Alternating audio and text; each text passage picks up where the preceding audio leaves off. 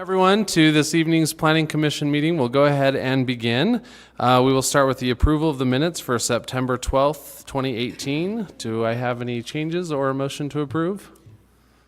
I'll move we approve the minutes. A motion by Maureen. I'll second. Second by Brenda. Amy? Yes. Brenda? Yes. Sarah? Maureen? Yes. Carolyn? Abstain. And Matt? Abstain? And it Were we passes. none of us here? It was a small group. We just weren't here. It was a small group, but it passes, so we're good.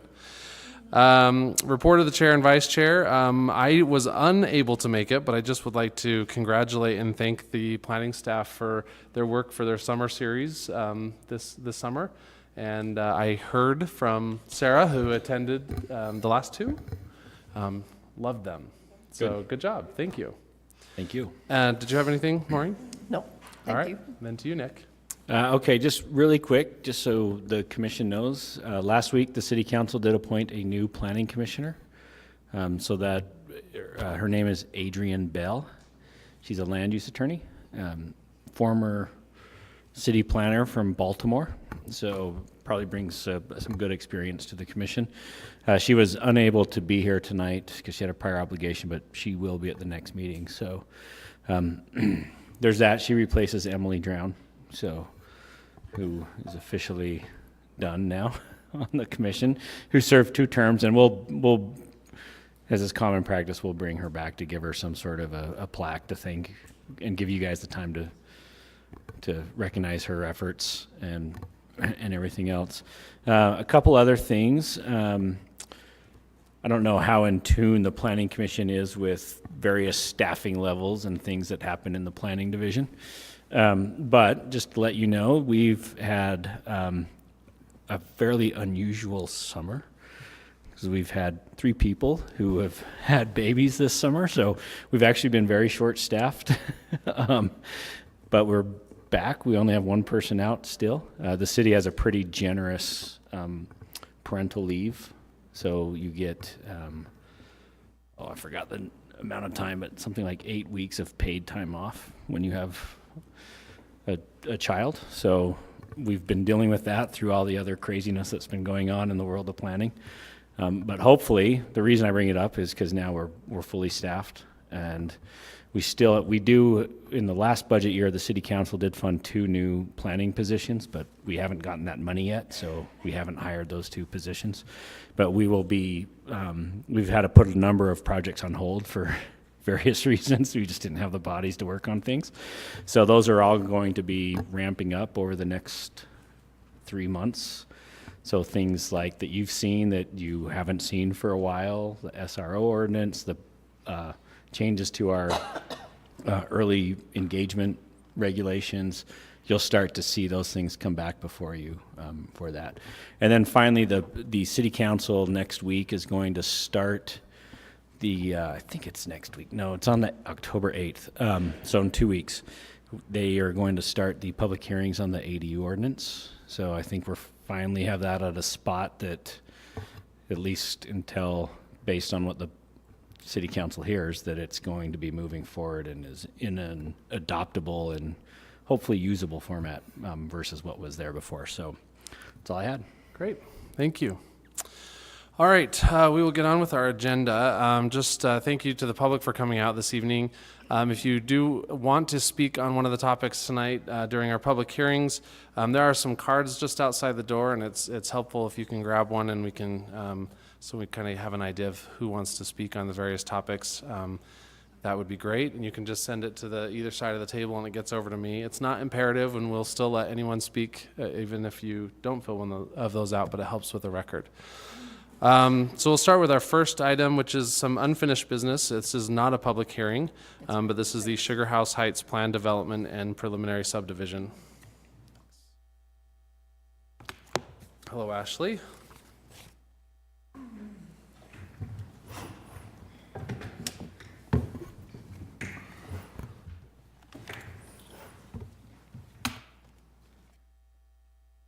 All right, good evening. This is the continuation of a plan development and preliminary subdivision request that was first heard on August 22nd, Planning Commission meeting. And as a quick reminder, it is a request for approvals to construct 4 new single-family homes on 4 new lots, which would be accessed by a new private driveway. And plan development approval was required because 2 of the new lots would not have frontage on a public right-of-way, but the applicant hasn't requested any other relief from any other parts of the zoning ordinance. This slide just shows the motion that was made on August 22nd. So the commission tabled the item and requested the alteration of the eastern elevations of the homes on lots 1 and 2, which face, they have frontage on Highland Drive, to include architectural features that are typically found on the front facade of a single-family home. The commission also asked the applicant to explore the option of providing access to the site off of Highland Drive rather than Caton Way, which is a private roadway on the south side of the property. Then here are just a few quick visuals to refresh your memories. Here's aerial imagery that highlights the parcel and surrounding uses. You can see the Highlands of Sugar House PUD to the south and west of the site, as well as the commercial zoning and uses directly to the south of the site. And then these were some examples of nearby structures. The top is the structure that's existing on the site. And then these are, this is development across the street. So there's 2 single-family bungalows and 2 more mid-century apartment structures. And then this was the site plan, which has not been amended. So when it comes to the revised eastern elevations on lots 1 and 2, this slide shows the new elevation for the structure on lot 1. The left is what was proposed in August, and the right image is what is proposed this evening. Changes include an added pitched roof form on the eastern elevation, semi-enclosed porch with a slab on grade, altered window configurations, an increased use of wood siding, and added lighting fixtures. And then here are all 4 elevations for your reference, since those roof forms are kind of tricky.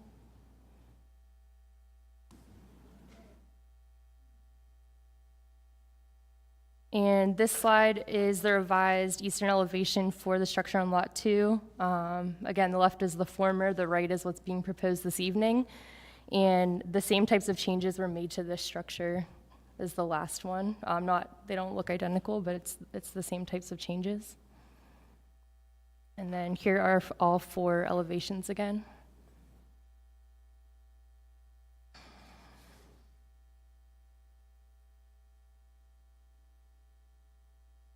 And then here's what that would look like from the street, from Highland Drive.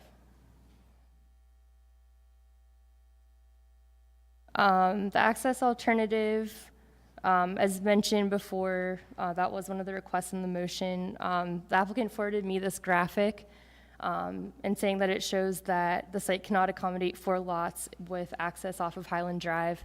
I didn't get much more clarification beyond that, but I could let them address that in their presentation if they'd like to. But even without this access information, I would say it's staff's stance that eliminating the existing curb cut on Highland Drive is a positive aspect of this project. The current driveway location requires the tenants of the site to enter or exit a heavily trafficked route, which is also close to the busy intersection with 2700 South, which could also have a long, queue of cars during peak travel times. So I'm not sure that's an alternative we would encourage from staff level, but it was asked to be explored. And the recommendation is the same. We're recommending approval as most recently proposed, subject to conditions that were included in the motion, which is on the motion sheet. So happy to answer any questions. Great, thank you very much. Do we have any questions? For that?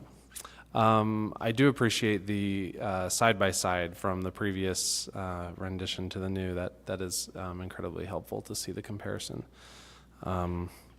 Does the applicant, do you have anything that you want to add to? Yeah, we'll just add a few things quickly. I think she covered it well.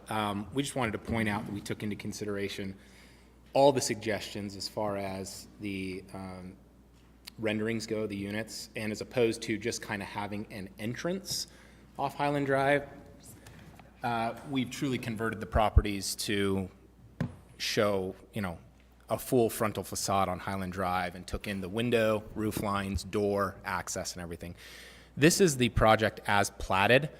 I want to point out, and these might be difficult to read, but in these rectangular boxes up top, we ran a calculation of lot size versus the buildable envelope.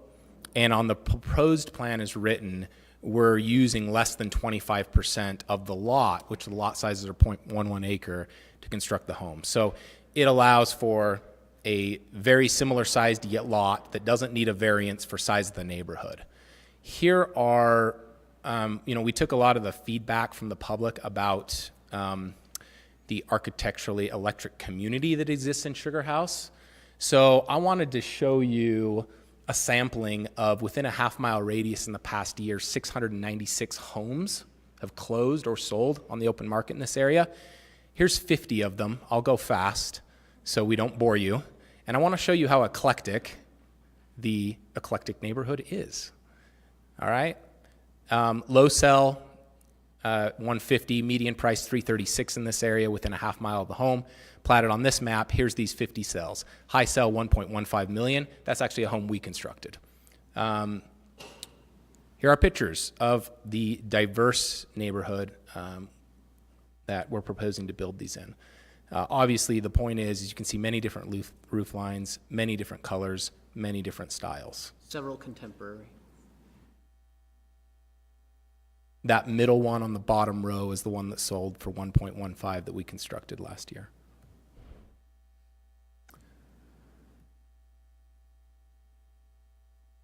So we want to show that we took strong consideration and took everybody's feedback and didn't just make a bit of a porch.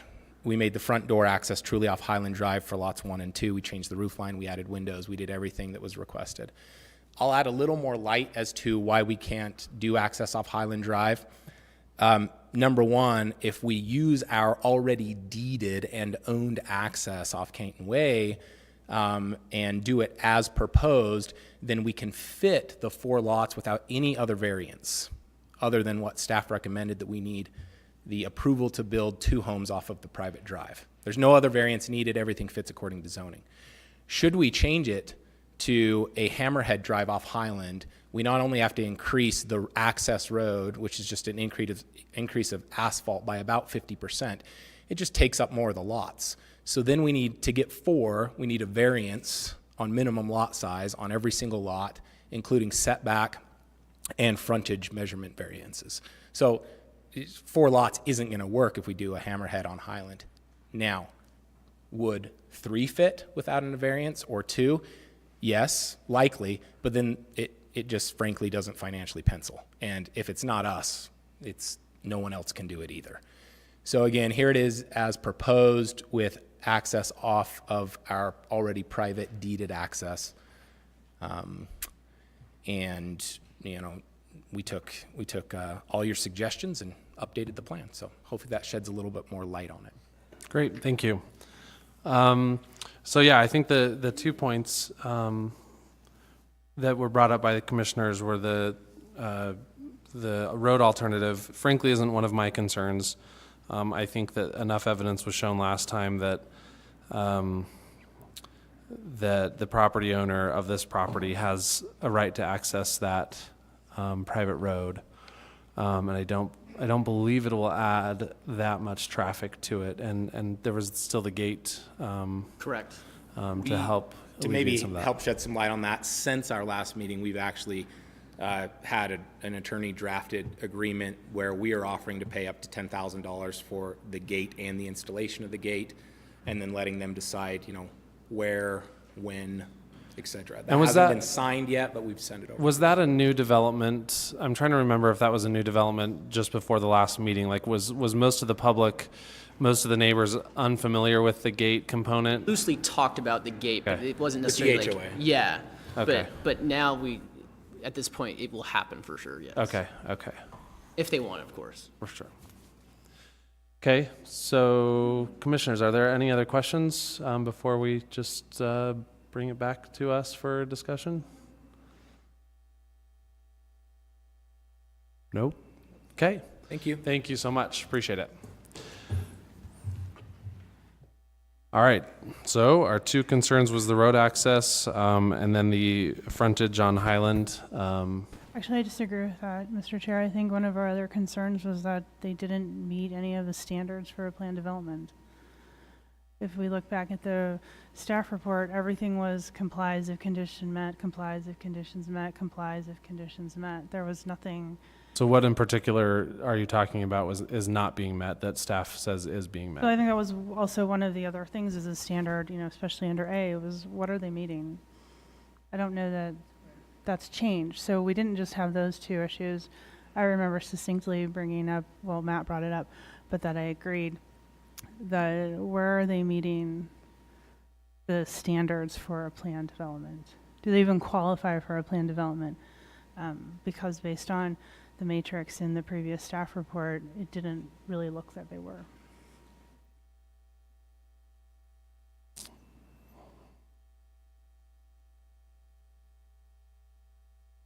So staff is arguing that they comply with D, and you're saying you disagree with that? And that's the use of design, landscape, or architectural features to create a pleasing environment. Pleasing is subjective, for sure. Yeah, so But you if can we go to disagree with that. A, if we look at A of plan development objectives, obviously the applicant has stipulated they meet a couple of those, and staff has basically said they'll meet them if they meet conditions. But when I read a lot of the rationale, it says their planned development will result in a more enhanced product than would be achievable through strict application of the land use regulations, while enabling the development to be compatible with adjacent and nearby land developments. I don't know personally that this is a better project than if they just met the existing ordinances. And if, that's part of the overriding rationale for planned developments is that we can do this better if we don't have to follow ordinance. I'm not necessarily convinced that they've done that, especially if under the majority of the standards in the report, they comply only if they meet other conditions. And I actually don't agree that they meet standard E. And then, of course, they're going to comply with other ordinances requirements for code. But I just wanted to remind the commission that that was also one of the issues that came up in the last meeting. And when I read this, I don't know that we've satisfied that. Okay. Do you want to try to make a motion to that point, or do you want to continue with discussion? Are there other comments or concerns?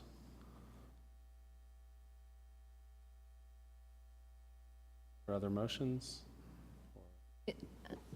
Yeah. Is this going to be a public hearing or no? No, this is not. Okay. This is just our unfinished business from last time, so we don't have a public hearing on this one. Hence the awkward silence. I think I agree with Amy because there are approval of a plan development does have conditions.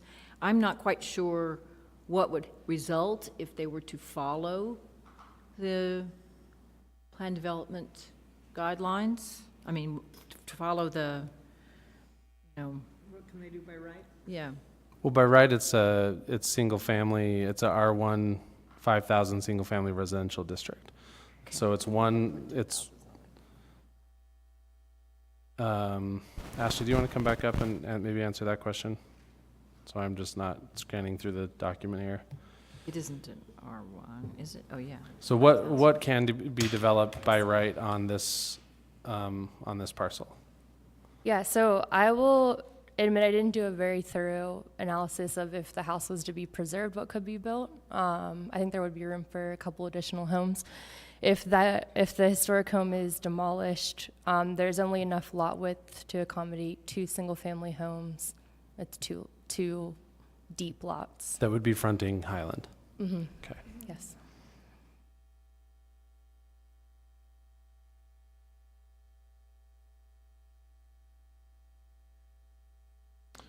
So does that answer your question? Yes. Okay. Thank you.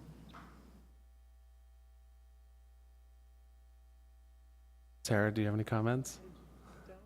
Amy, do you want to try a motion to see if, I don't know, I'm not getting a lot of feedback from the commission, so I don't exactly know where Let me others say stand. one other thing, which I think, I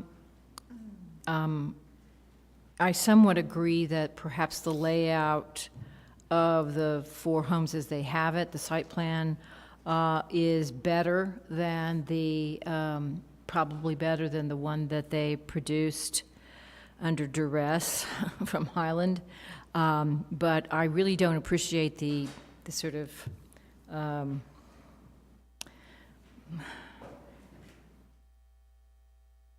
I don't appreciate the way that they've laid out the alternative.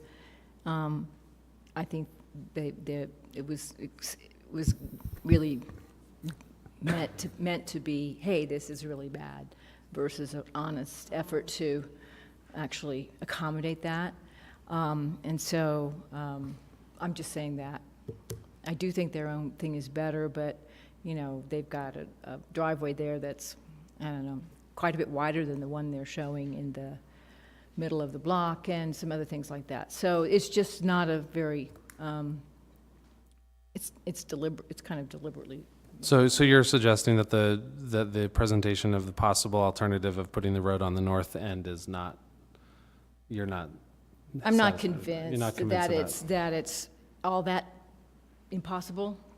So, to do that, nevertheless, having them drawn it out, I do think that they're probably right, that the way they've got it is best. And also, I appreciate that. I think that actually it's better to come off the side street than to come off Highland Drive. Okay.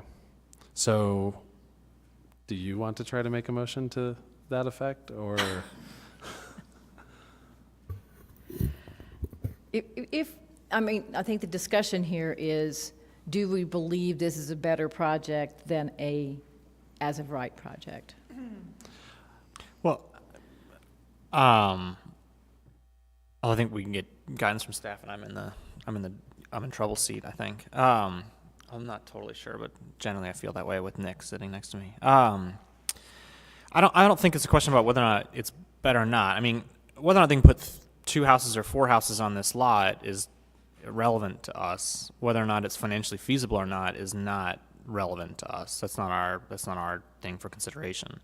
I mean, if I remember, the discussion here was that whether they met, essentially for the first statement, standard A, whether they met D, and whether they kind of were trying to make a pleasing environment. And I made the argument last time that the view along Highland looked like a bunch of rear houses and was not a pleasing environment for Highland. Whether or not now, I think, at least from my end, the question I'm kind of grappling with is whether the renderings that they've produced along Highland meet that standard that it's a pleasing environment for Highland to be kind of walked along. Because the way this development was built was it was kind of turned in on itself, and it was really nice kind of front of the houses if you're on that little side private street, but it wasn't necessarily nice for anyone else who was around the neighborhood, and so it was not more pleasing.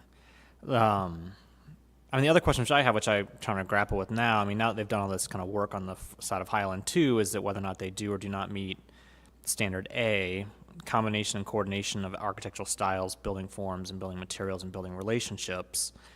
Although they've not argued that, but there is clearly a lot more design on that Highland Way that has mixture of wood and different styles. It's not, before it was just this blank wall with the pipe running down the middle of it, the utility pipe. And so I'm probably, I don't know where I'm at. I'm not as opposed to as I was when we were originally, but those were my points last time, and where I'm, what I'm really looking at this time. Well, I agree with you that these facades are a world better, and they are also a slightly larger investment, I can tell. And certainly from the very first things they started out with, if you look at the first staff report, from the changes that they had to make from the first staff report. And the other thing is that they're actually orienting the units to the actual, to Highland Drive. So that's, I think, a difference too, if you look at the interiors. So I would be inclined to make a motion. Okay. Great, go for it. All right. Based on the information in the staff report, the information presented, the input received during the public hearing, I move that the Planning Commission approve the Plan Development Petition PLN-SUB 2017-01027 and associated preliminary subdivision PLN-SUB 2017-01028 with the following conditions. The eastern yard areas of lots 1 and 2, the yard areas adjacent to Highland Drive, shall be considered the front of the lots for the purpose of designating yards. This designation shall be noted on the final plat. And 2, prior to recordation of the final subdivision plat, the applicant shall submit all documentation required by 21A 55.110 disclosure of private infrastructure costs, including detail on the future management and maintenance of all private infrastructure to be reviewed and approved by staff. Okay, we have a motion by Brenda. I'll second. We have a second by Maureen. Is there any other discussion on this motion? Okay. Amy, would you like to take the vote first? I am not convinced that they meet the standards to qualify for a plan development, so I vote no. Okay. Brenda? Yes. Sarah? I am sad to see that home standing there go, but I think they've met the standards, and so I'm voting yes. Okay. Maureen? Yes. And Carolyn? Yes. Matt? Yep, disappointed to see the house go, but I think they meet the standards, yes. And I think it is a big missed opportunity to include the home in your project, and I really wish that could work out. And unfortunately, that is, I'm told that is not within our purview to stop, but it sounds like you've got your project. So good luck. Thank you.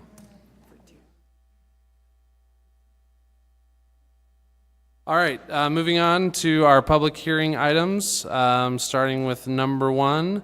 Modomain Plan Development. John?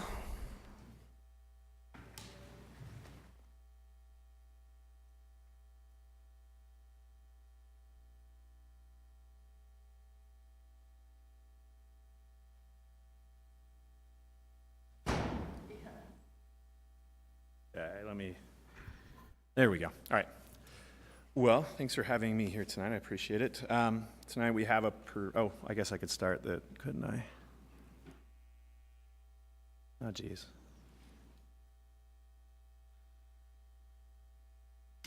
All right, that looks better. All right.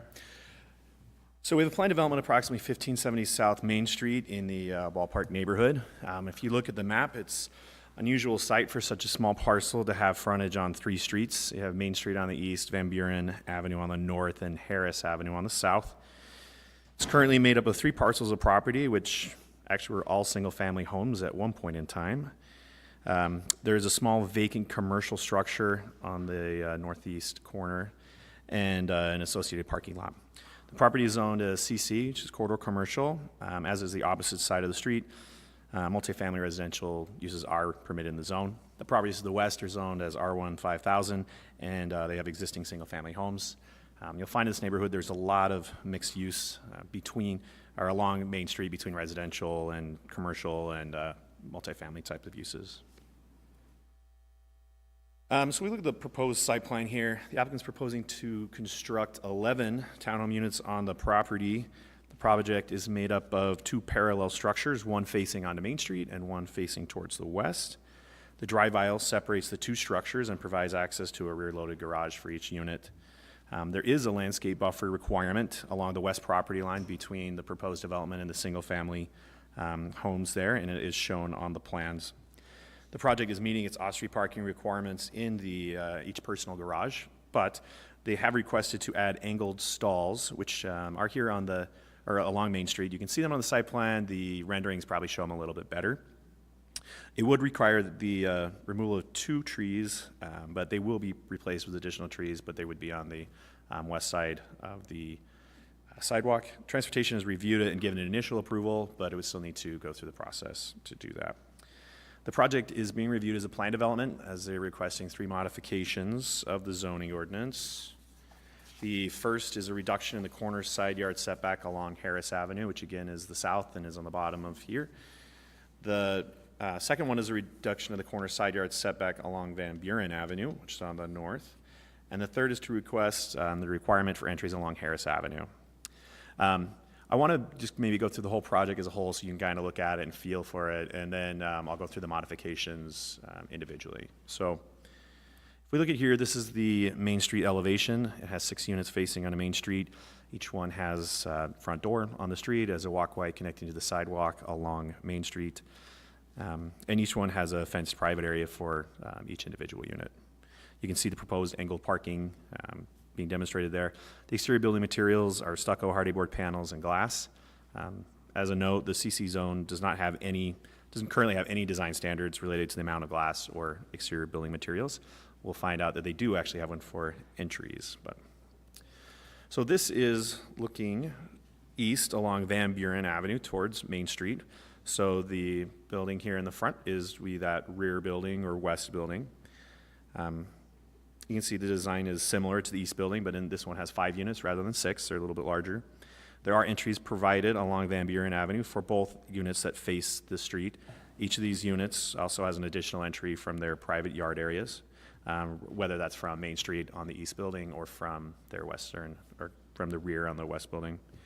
The landscaping design, which is in the landscaping plan and the complete package, and so not shown here necessarily, but the landscape design is wrapping from Main Street to Van Buren, so you kind of to mimic the same design, just providing some continuity between the 2 frontages. This slide is looking north. This would be from Harris Avenue. Main Street would be on the right here. You can show, so this would be the south elevation. You can see there's a much smaller setback and no entries along the street proposed right now. The same building materials and design features wrap the buildings in their entirety. So now we kind of looked at the project. I want to talk about the modifications in detail. The first and probably the most significant one is a reduction in the corner side yard setback along Harris Avenue.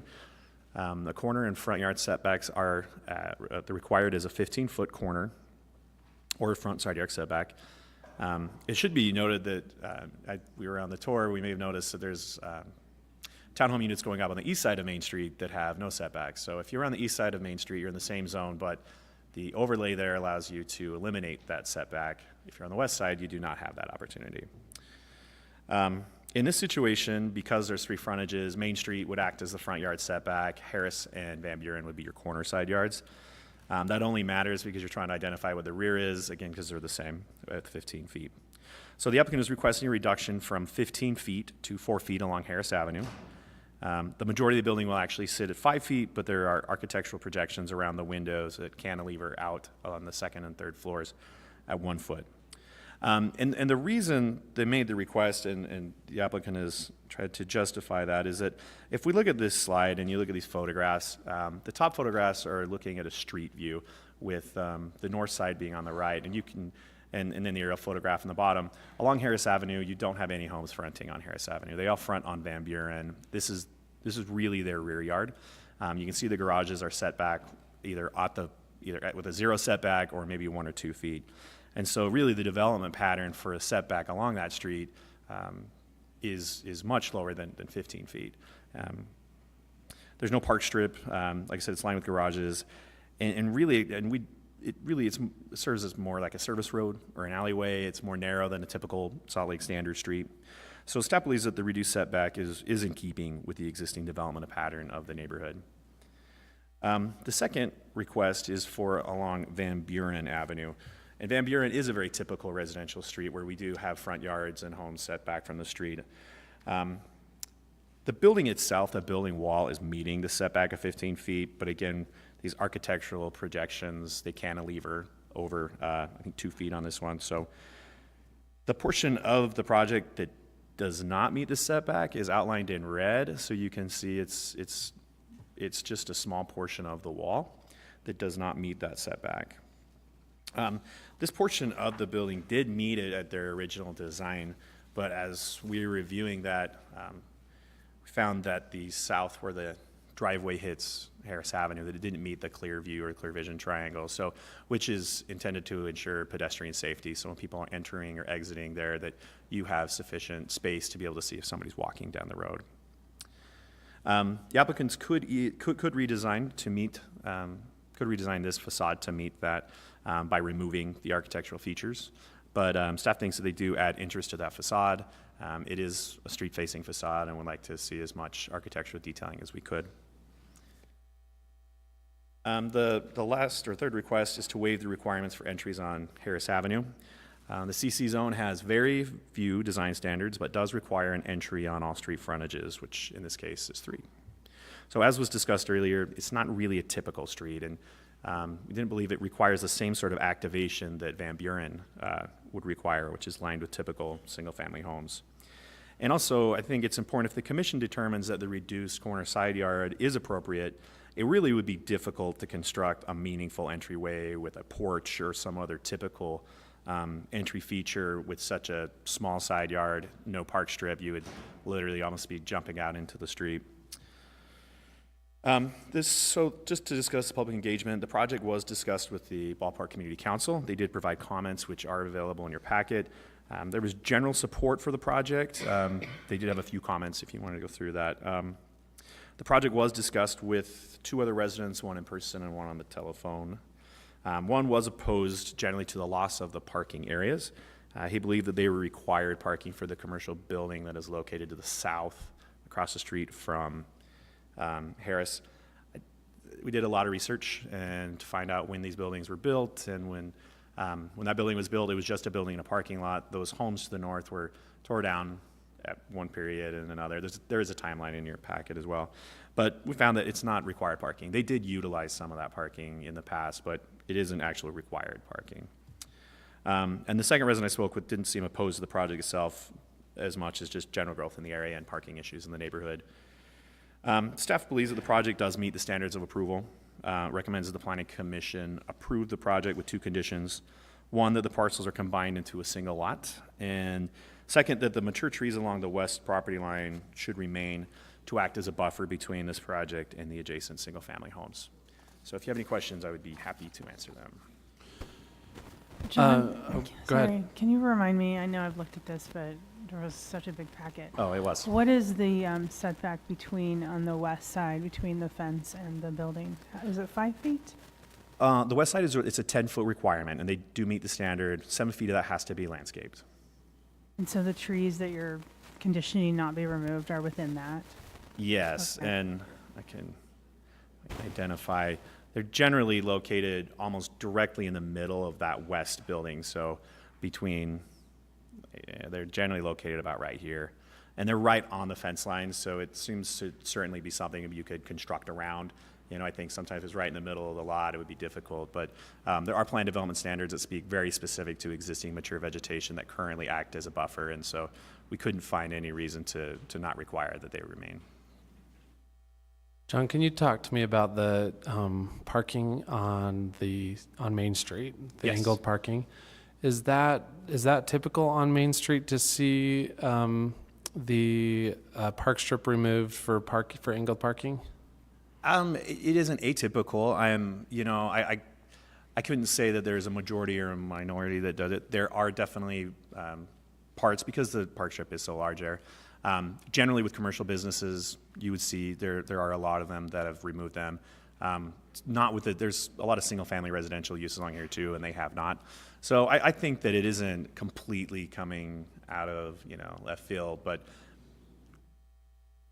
for a development like this, I don't know that we have any in the neighborhood that really look exactly like this, that have a park strip that big. But How many additional parking spots are they getting by going angled like that? so I'm gonna have to count them for you. 1, 2, 3, 4, 5, 6, 7. It looks like. But so then, otherwise you'd have street parking, which is, you'd have 3? So Yeah, getting probably. 3 to 4, so you're getting like an extra 3 spots. There would be parking along Van Buren as well. Harris is pretty narrow, and I don't think they would allow street parking there, so. Is it typical to utilize a park strip for required parking requirements? So this is not required They're parking. not So required. this is This is on just their own. what they wanted wanted to add some additional parking. And The is there- garage will actually suffice for their required So off-street is there any city policy or standard that we would encourage the utilization of park strips for parking versus the vegetation or the trees that are currently there? I just don't know what Right. the impetus, why would we encourage that to happen? Sure. There's certainly no written or published policies. It's something that people can request. It's things that we have approved, especially in areas where parking is where there are parking issues, probably. You know, we talked to the Transportation Division, who said they would look at it favorably. I haven't been able to get the urban forester to return my calls yet, but they would review it as well. And if they felt that it didn't meet their standards, they could certainly deny the request. Okay. And what is are they one-car garages or two-car garages with part of the buildings? So the units on the east side are one-bedroom units, so they have one-car garages. The units on the west are two-car garages, and so they have they're two-bedroom units and they have two-car garages. And then what is the minimum requirement for a building to have? What was the minimum parking requirement for this? So building? the minimum is one car for one bedroom unit and two cars for a two-bedroom unit. Okay, So they are at they're meeting their minimum. got them. But they would be able to count and they exceed it because you can also count your on-street parking. So in a sense, they do exceed it, but. Do we have any, in this process, any say over the parking sort of part along Main Street, like that we want it or don't want it? I'm Or is sorry, I that- didn't understand the question. Like, as part of this kind of plan review kind of process, do we have any say in whether the angled parking happens along Main Street or not? Yeah. Or is that something that would be done through a normal transportation sort of process and is not really relevant to our discussion about the plan development here? I certainly think that's something that you could voice your opinion about, and I think. Yeah, so park strips are kind of an odd situation because they are regulated through the zoning ordinance, but other sections of our code give different departments some leeway on what happens in there. So, for example, one of the things that we've unfortunately had to do on some of our wider park strips when we have taller buildings is actually remove some of the park strips so we can meet fire code. And, that's a different issue, but that's an example of what can happen. But I do think that the Planning Commission can limit or modify any kind of park strip requirement. So if this building was already built and they wanted to add angled parking, could they do that? Would they come before us to do that, or would they just go through a different department, different process in the city? It probably would not come through the Planning Commission. It'd be more of an administrative function based on those other codes, whether it's the streets or fire code or whatever. But I think if you denied the request and then it was something that was on the property and they came back, it could be considered a major modification, which would need to come back to you, as long as it was caught, of course. Okay. Any other questions before we hear from the applicant? Okay. Thanks, John. We'll have the applicant come on up.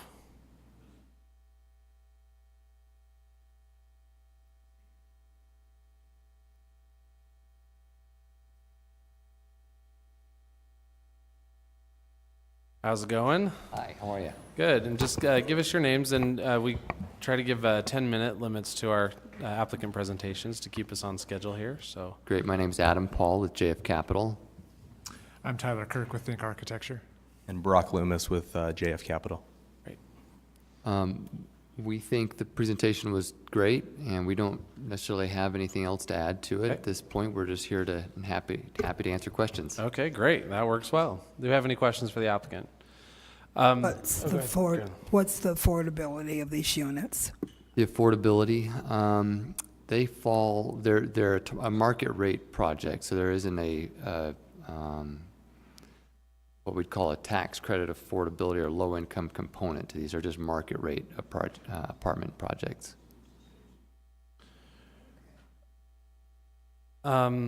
Just having read through the a community comment, it was about the choice of building material. I don't know if you want to speak to that, why you chose to go with that particular design.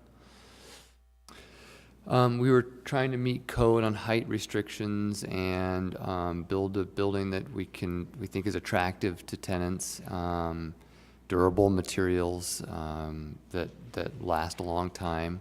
I think that was our main goal. A lot of glass so that light gets into the units.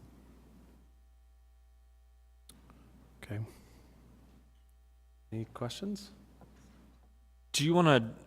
I mean, I have really mixed feelings about the parking on Main Street. I mean, one, clearly because I think we want to have more parking. We hear that all the time as the number one issue. On the flip side, I don't know if we want to encourage that style of parking along all of Main Street. I think it would, in the long-term feature for the city. But I'm just curious on if you would just respond to that discussion that we're kind of having. It seems like a few of us have questions about that and how you feel about it and Sure, yeah. why the designs come that way and all of that. We all, I think, have thoughts on that. I think we believe it helps alleviate parking problems if because we are meeting the parking code right now. We're concerned if guests came to visit or somebody had a party or an activity, a social event, that the parking might go down Van Buren Street or in front of other people's houses, and they might not like that situation. So this is kind of providing guest parking, a kind of default guest parking situation. It's, we look up and down Main Street and it's happening in quite a few places. I don't know what drives it. I think people just need more parking, and it provides closer access to if it's a residential project, people can park there and be closer to the units. If it's a commercial project, they can park there and get, they're closer to, and provides more parking in front of the project. I think those are the most simple reasons why we like it and are proposing it.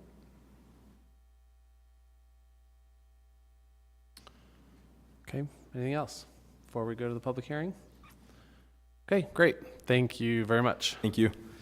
All right, we'll go ahead and open up the public hearing on this item, starting first with the community council representing the area, which is it Ballpark? So if there's a representative from that community council who would like to speak on the community council's behalf? No? All right, then we'll go to the general public. I have two cards that I believe wanted to speak on this issue. Lisa Lewis? Yeah, come on up. You'll just give your name into the microphone. You'll have 2 minutes to speak. Hi, I'm Lisa Lewis, and Make sure you're right into the microphone so we get you on the record. And I'm the neighbor at 17 West Van Buren.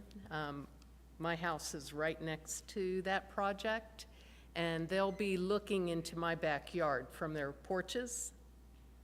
And I'm not thrilled about that, but I'm very concerned about the parking because he mentioned that Harris is not much wider than like an alley. Van Buren is the same width. Within it's only to my eye, but Van Buren's no wider. If cars are parked on both sides of Van Buren, only one car can pass through.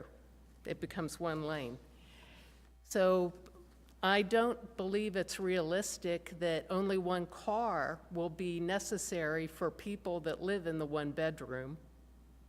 I don't believe the angled parking is done anywhere in the ballpark area. The only business I can think that doesn't really have a park strip is the fire department, which is on the corner of 13 and Main. So they can pull their trucks out onto Main Street. That's the only one. Everyone else has a park strip along Main, a thick one. On Van Buren, the park strips aren't quite as wide as they are, but I'm very worried about the parking situation. That's my primary, and the other one is a privacy, and the rest of the neighborhood is one-story bungalows. And yes, it's not 10 stories, it's only 3, but we have solar panels on our house, and I'm concerned also they'll block our panels. Great. Okay, thank you very much. Next, we have Robert Lewis. And you'll have 2 minutes as well. Okay, Robert Lewis, live at 17 West Van Buren, and my concerns are my property line. The fence in the way back was going to be replaced, and we have also a shed, or actually it's our garage that we use as a shed, that's right on the property line. And then there's chain link fence that goes from the shed to Van Buren, and if you look on the picture there, you can see it. So I'm interested in what's going to happen to that. Whose is it? You know, I mean, we moved here, and I found that the property lines are not necessarily the property lines. You know, we tried to find out what the plot plan is for our place, and it was from 1920 something. So. In her point on parking, when there's a baseball game around there, the place is not parkable. It's that's only about 4 blocks away, and so there's nothing. There are people that almost sometimes pull right into our drive to find a parking space. So it's in the angled parking. I've been in communities where they've angled parked like that, and being on Main Street. You're going to have some blind moments there. It's not like a parking lot in a shopping mall. It's a parking lot like you're backing into traffic. And there's a bicycle lane there.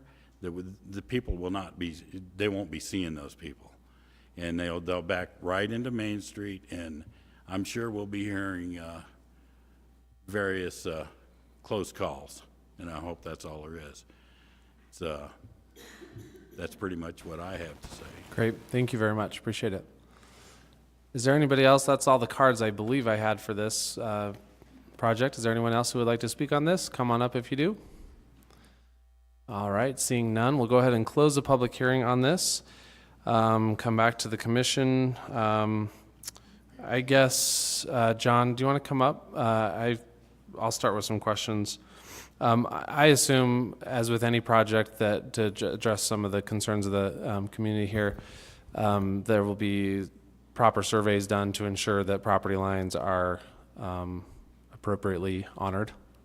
Yeah, I mean, that would be on the onus of the applicants to make sure that they have that surveyed, but that would be on the site plan, and when they go to submit their building plans, they'll have all that surveyed and provided there, and it can be viewed by the public if they would like to see that as well.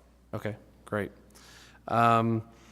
And the bike lane, I did notice that earlier as well. Is that because I know that we've got one spot in the city that you back in because of the bike lane, and this is one that you go in forward and it's angled. Is that, there probably are other examples, but I'm just trying to think, is that problematic with the bike lane, or is it not? Does it happen all over the place that we have the angled parking and a bike lane? Well, I think anytime there's parking and you're backing up into anywhere there's bicycle, there's always a potential of there being, an accident. Sure.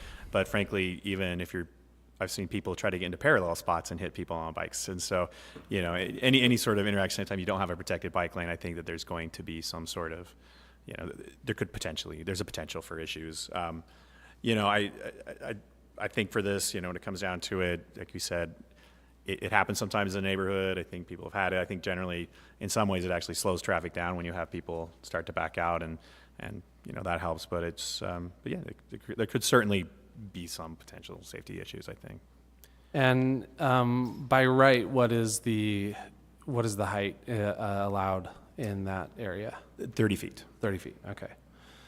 So if the plan development is not approved, what sort of a project can be built on that project, on that spot? Right. So if this wasn't approved tonight, multifamily residential uses are a permitted use. So they could build a building up to 30 feet in height. It would have to be 15 feet from each street face. It is set at its rear, which is 10 feet. It would still need to have a landscape buffer, of course. They would need to meet their parking, but you certainly could do that. It wouldn't have to be the same design. It could just be stacked units, but as you increase the number of units, your parking count would increase as well, and it's a small site, so I don't know if it would really facilitate more units, but I think they could get that just in a different style. Okay, great. Thank you very much. Are there any other questions? But more or less, the building just kind of, they lose the end units, Right. right? I mean, Yeah. it's not going to be higher than what's, The what's proposed. Proposed goes to the height limit. It would not be, yes, it is at its maximum height, so it would not go any taller than that. But that rear yard setback, just to confirm again, is not modified. The CC zone does actually allow you to request up to 45 feet if you provide additional landscaping. But on a site this, like I said, the site is already very constrained, so it would probably be difficult to do that. I'm not trying to use that as a scare tactic or something, so. But Matt's last question, just, and I think you addressed this, but just to make it very clear, the setback on the rear of the west side of the project, that would not change? It will not. No, it's meeting that setback, and whether it was this type of design or another, it would be the same. Okay. Or it could be. I mean, obviously, they can take it further away if they prefer to. but- And I would add too that because of how rear yard is defined, so by ordinance, it's defined as the yard that is the furthest away and parallel to the front yard. So it's conceivable that that western property line may not actually be the rear yard, which means that the setback would be, isn't it 0 in the CC zone? It is. Side yard They setback? would have to have the landscape buffer, but Right, yeah. so. If it was considered an interior side yard rather than Right. a rear yard. So the point being is that because it has 3 frontages, it might not actually have a zoning defined rear yard. It's a pretty unique situation for a small parcel. And just to drive the point home to the community who spoke, I know that the neighbors here, I just want to say, the reason we're asking these questions is just to say that if they didn't come to us and we had no authority over this, by right, the landowners could build something that would occupy essentially the same space and you know, it probably have the same impact on your privacy as this project would. And so sometimes we're evaluating a project, you know, worst case scenario versus, you know, this might be a better project in the end than what could have been built by right. And so while I sympathize with the change in the neighborhood to neighbors that are there, I think that this project really doesn't change much from what could be built without coming to us, is my point. So we're done with the public hearing process, so we have to move forward. But is there any other questions? All right. Do we want to make a motion?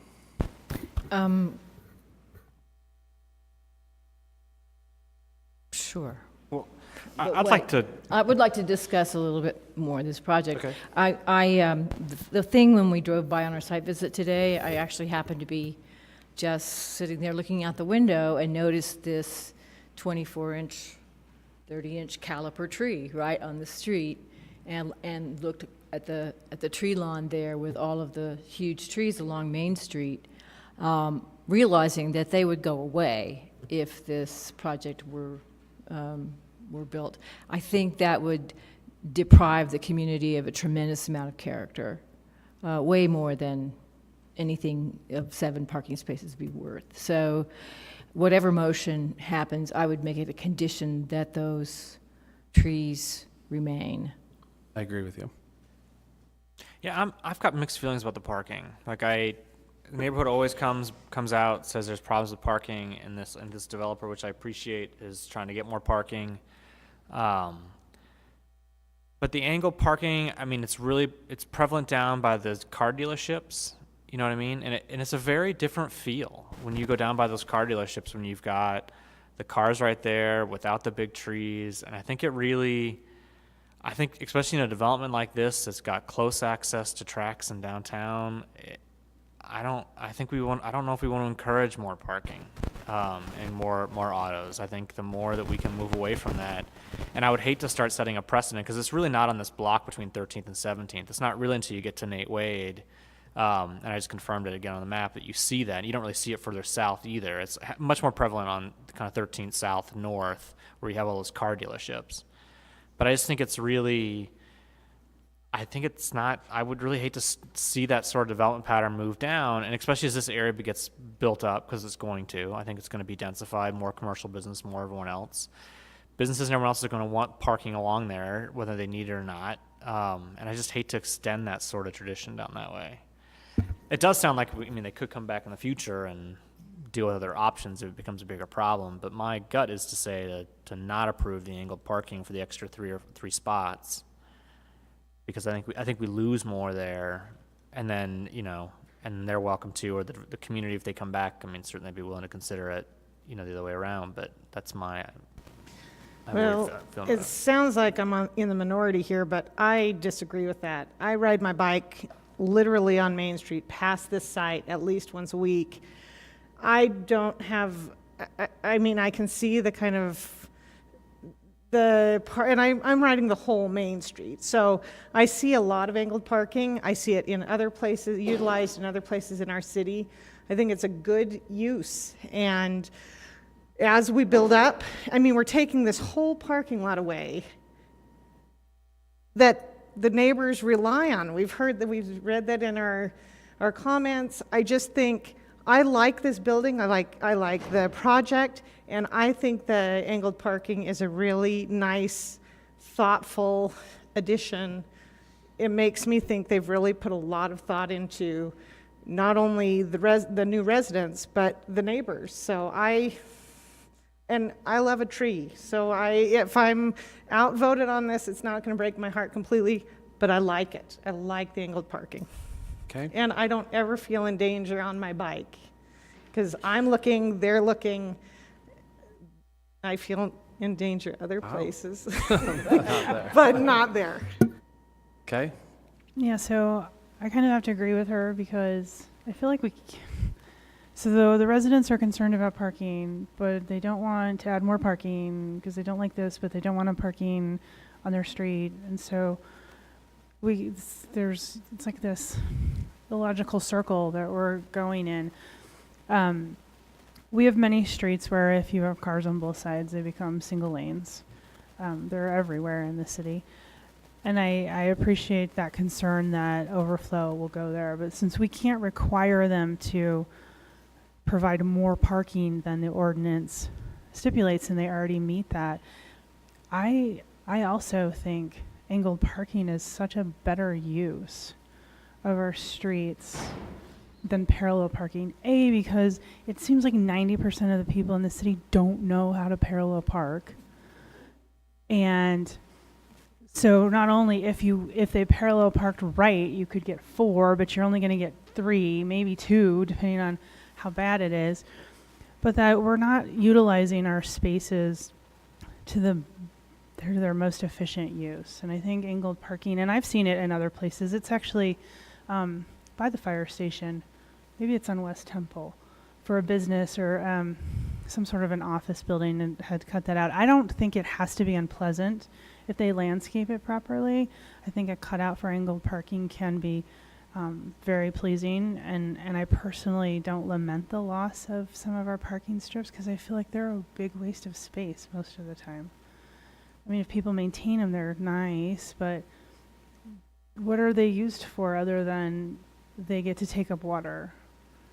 So I kind of agree with Sarah.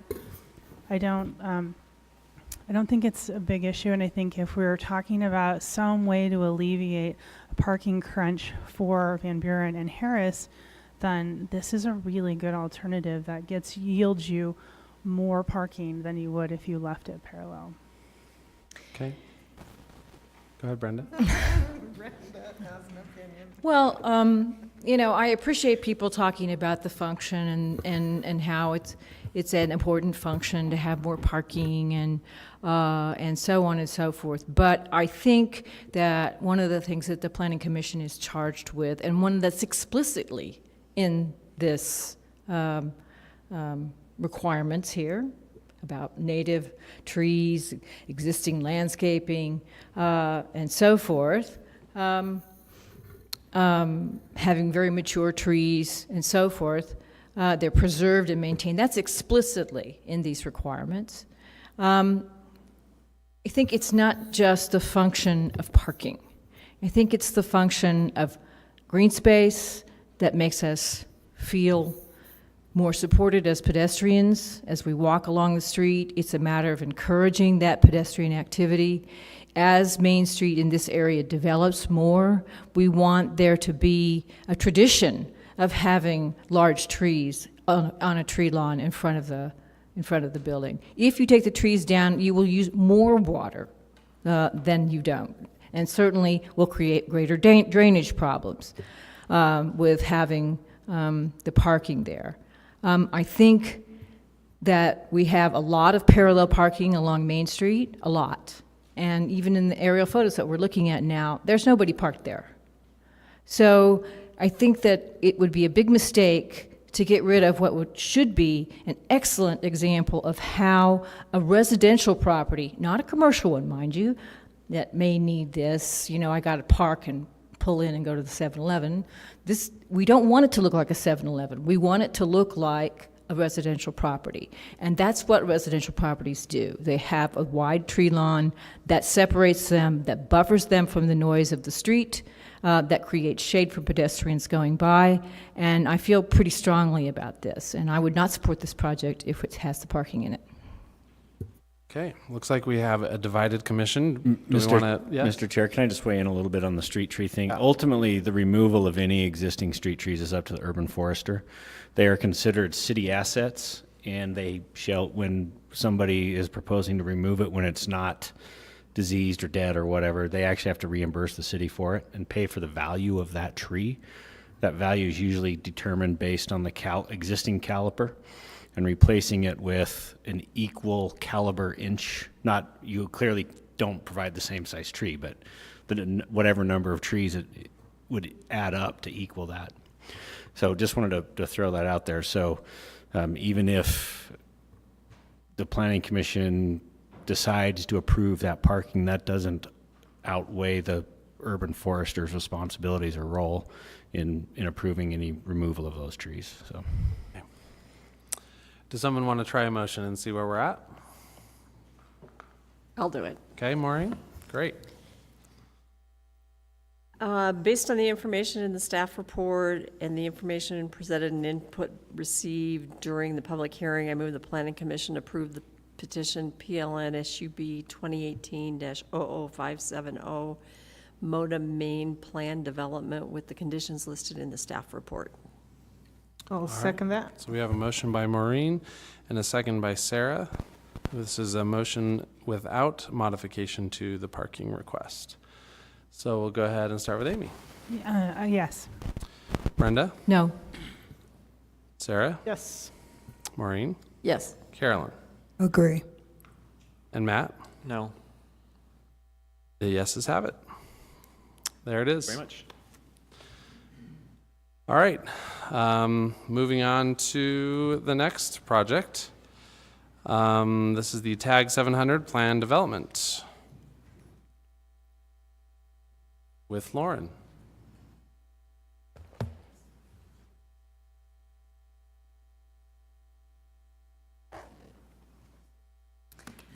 All right, so Jordan Adkin, the developer and owner of the property, is requesting plan development and preliminary subdivision approval to construct 4 single-family attached units or townhomes on the property at 2593 South 700 East, highlighted here in red.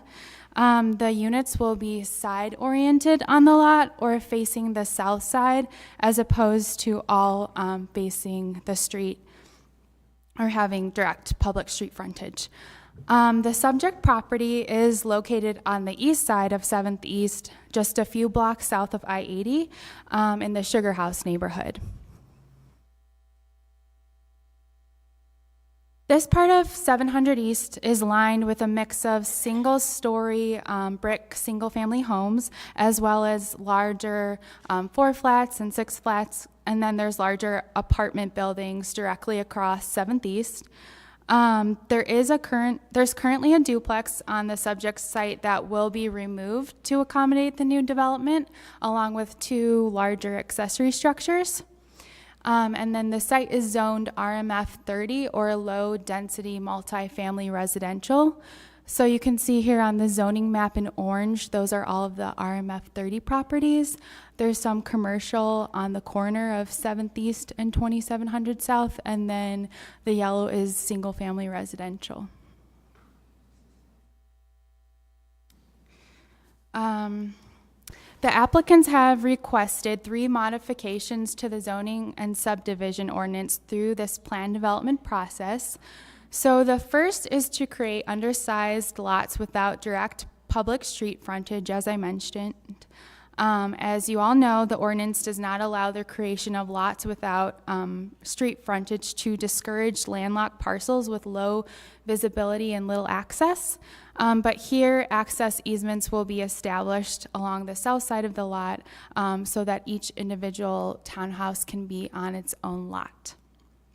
Additionally, the 2 middle lots being created are technically less than the required 3,000 square feet of land per unit, but the parcel as a whole is just over 12,000 square feet, so they're meeting that density requirement on the lot as a whole and have 3,000 square feet per unit on the entire lot. The second modification is a reduced front yard setback to accommodate the front balcony. So the front balcony on the second story will encroach 6 feet into the required 20-foot side yard, but the front building wall will meet that 20-foot front yard setback. And then finally, the third modification is for a reduced side entry landscape buffer on the south side of the lot. Buildings that have side entries like this are required to have a larger side yard setback of 12 feet, 8 feet of which must be landscaped. And so here, although they have a much larger setback than 12 feet, only 4 to 6 feet will be landscaped.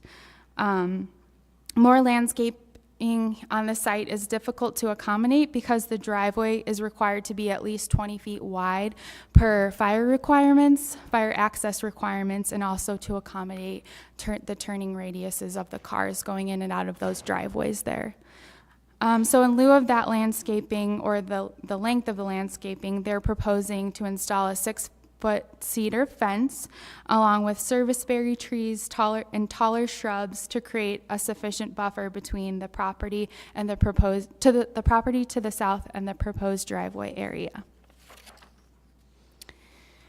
So here are the renderings of the proposed project, looking from 7th East. In the original design that was submitted, the front unit wasn't completely oriented to the street, which is something that the Sugar House Master Plan really hones in on and stresses should be done with plan development projects. So since then, the design has been modified, and they have included a centered front entryway highlighted by 2 taller front window panes. The front balcony was extended over the front door, creating somewhat of a canopy over the door or a more inviting front entrance. The south plane was also recessed to create kind of a small front patio area that increases the visual interest on the front facade, and then the sizes of the windows on the front facade were also increased. Additionally, on the north side of the facade, metal canopies and wood siding were also added to help break up the massing of this wall and not loom so much over the single-family home to the north. And then, so you know, the homes, the height of the townhomes will be 29 feet, and you're allowed to have 30 feet of height in this district. Something else I wanted to note, because the lot as a whole is just under 80 feet wide off of 7th East, it doesn't have the lot width to accommodate a multifamily dwelling. So without a plan development approval, they could only have 2 units or a duplex on the lot.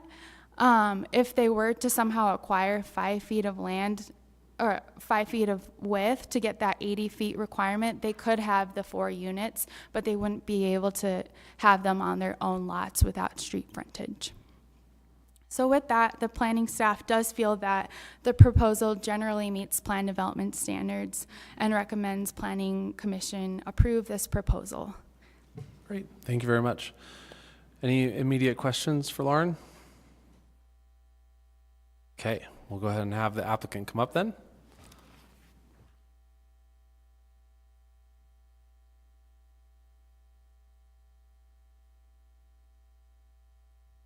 How's it going? Hello. And if you have a presentation or something to add, we'd love to hear it. You got 10 minutes. Thank you. I'm Jordan Atkin. I represent the owner of the property. So I'll just mention that we appreciated the process with Lauren. The project we brought forward to her originally did meet all of the setback requirements for the site, and the only thing we were asking for at that time was the side loaded units. As we worked with her to address some of the concerns that had come up from the community, we encroached, brought the porch into the front yard setback to create a more predominant entrance, and then through some of the comments with fire, we had to reduce the south side landscaping buffer. That's all I have. Okay. You have any questions? Okay, great. Thank you. Awesome. We'll just go to the public hearing then. Is there a reason that you didn't pitch the roof on the main street? There's a few reasons. So the biggest reason, we wanted to keep the scale of all the residences, and so that lowest point is about 19 feet, keeping a nice datum as it recesses back.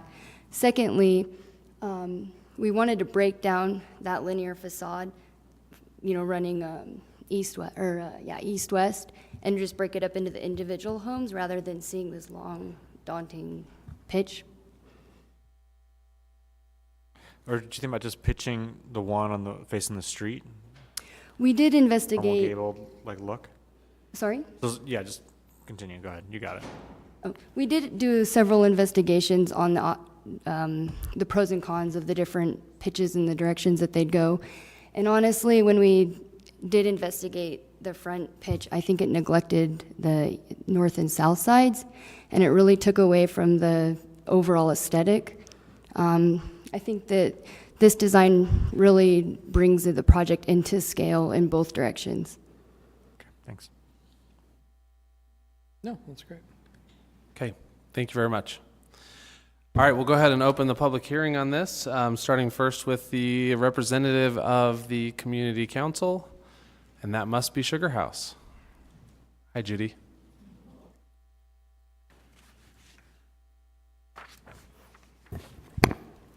My name is Judy Short, and I'm the land use chair for the Sugar House Community Council.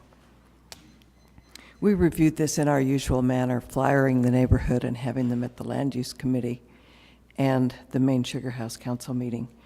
And there were comments, and at each meeting, the developers were good to take a look and change the plans.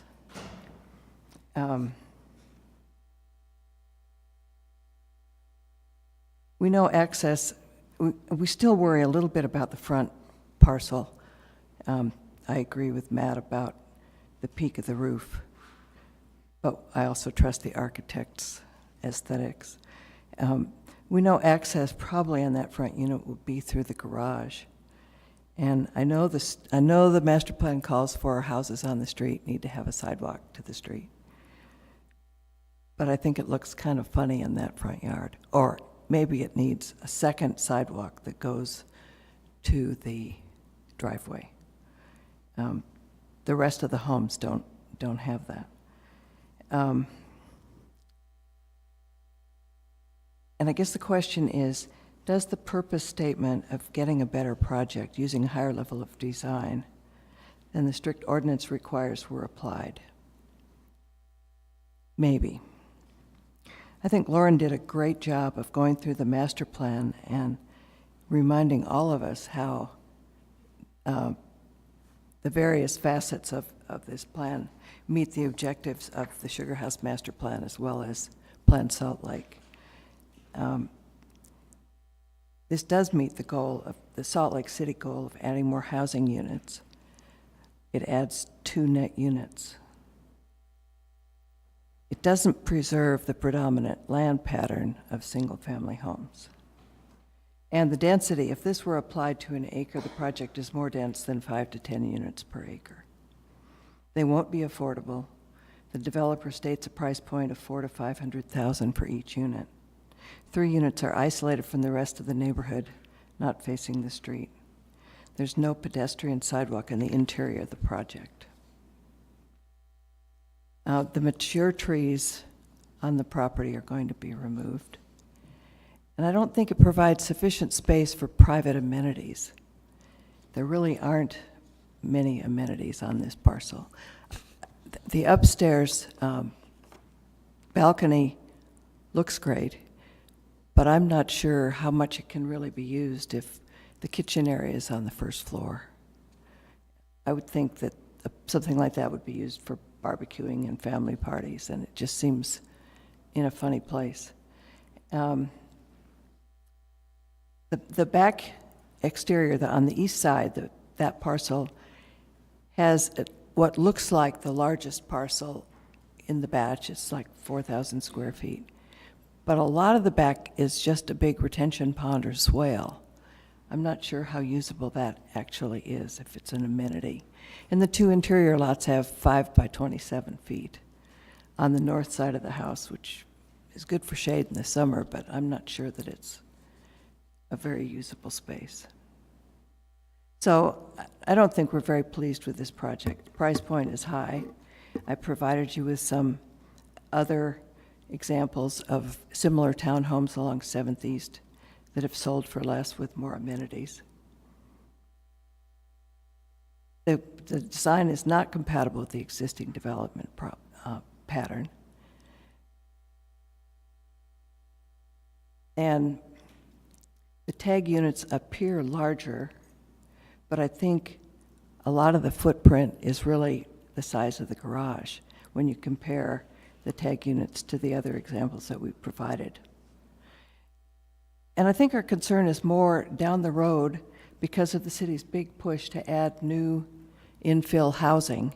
We're going to see more and more of these. And of the 5 or 6 we've already approved, this is sort of the smallest lot squishing in 4 units. The others were a little bit larger. And I just don't want to see us, in our eagerness to add more housing, sacrifice the ambiance of the nice neighborhoods that we have in Sugar House.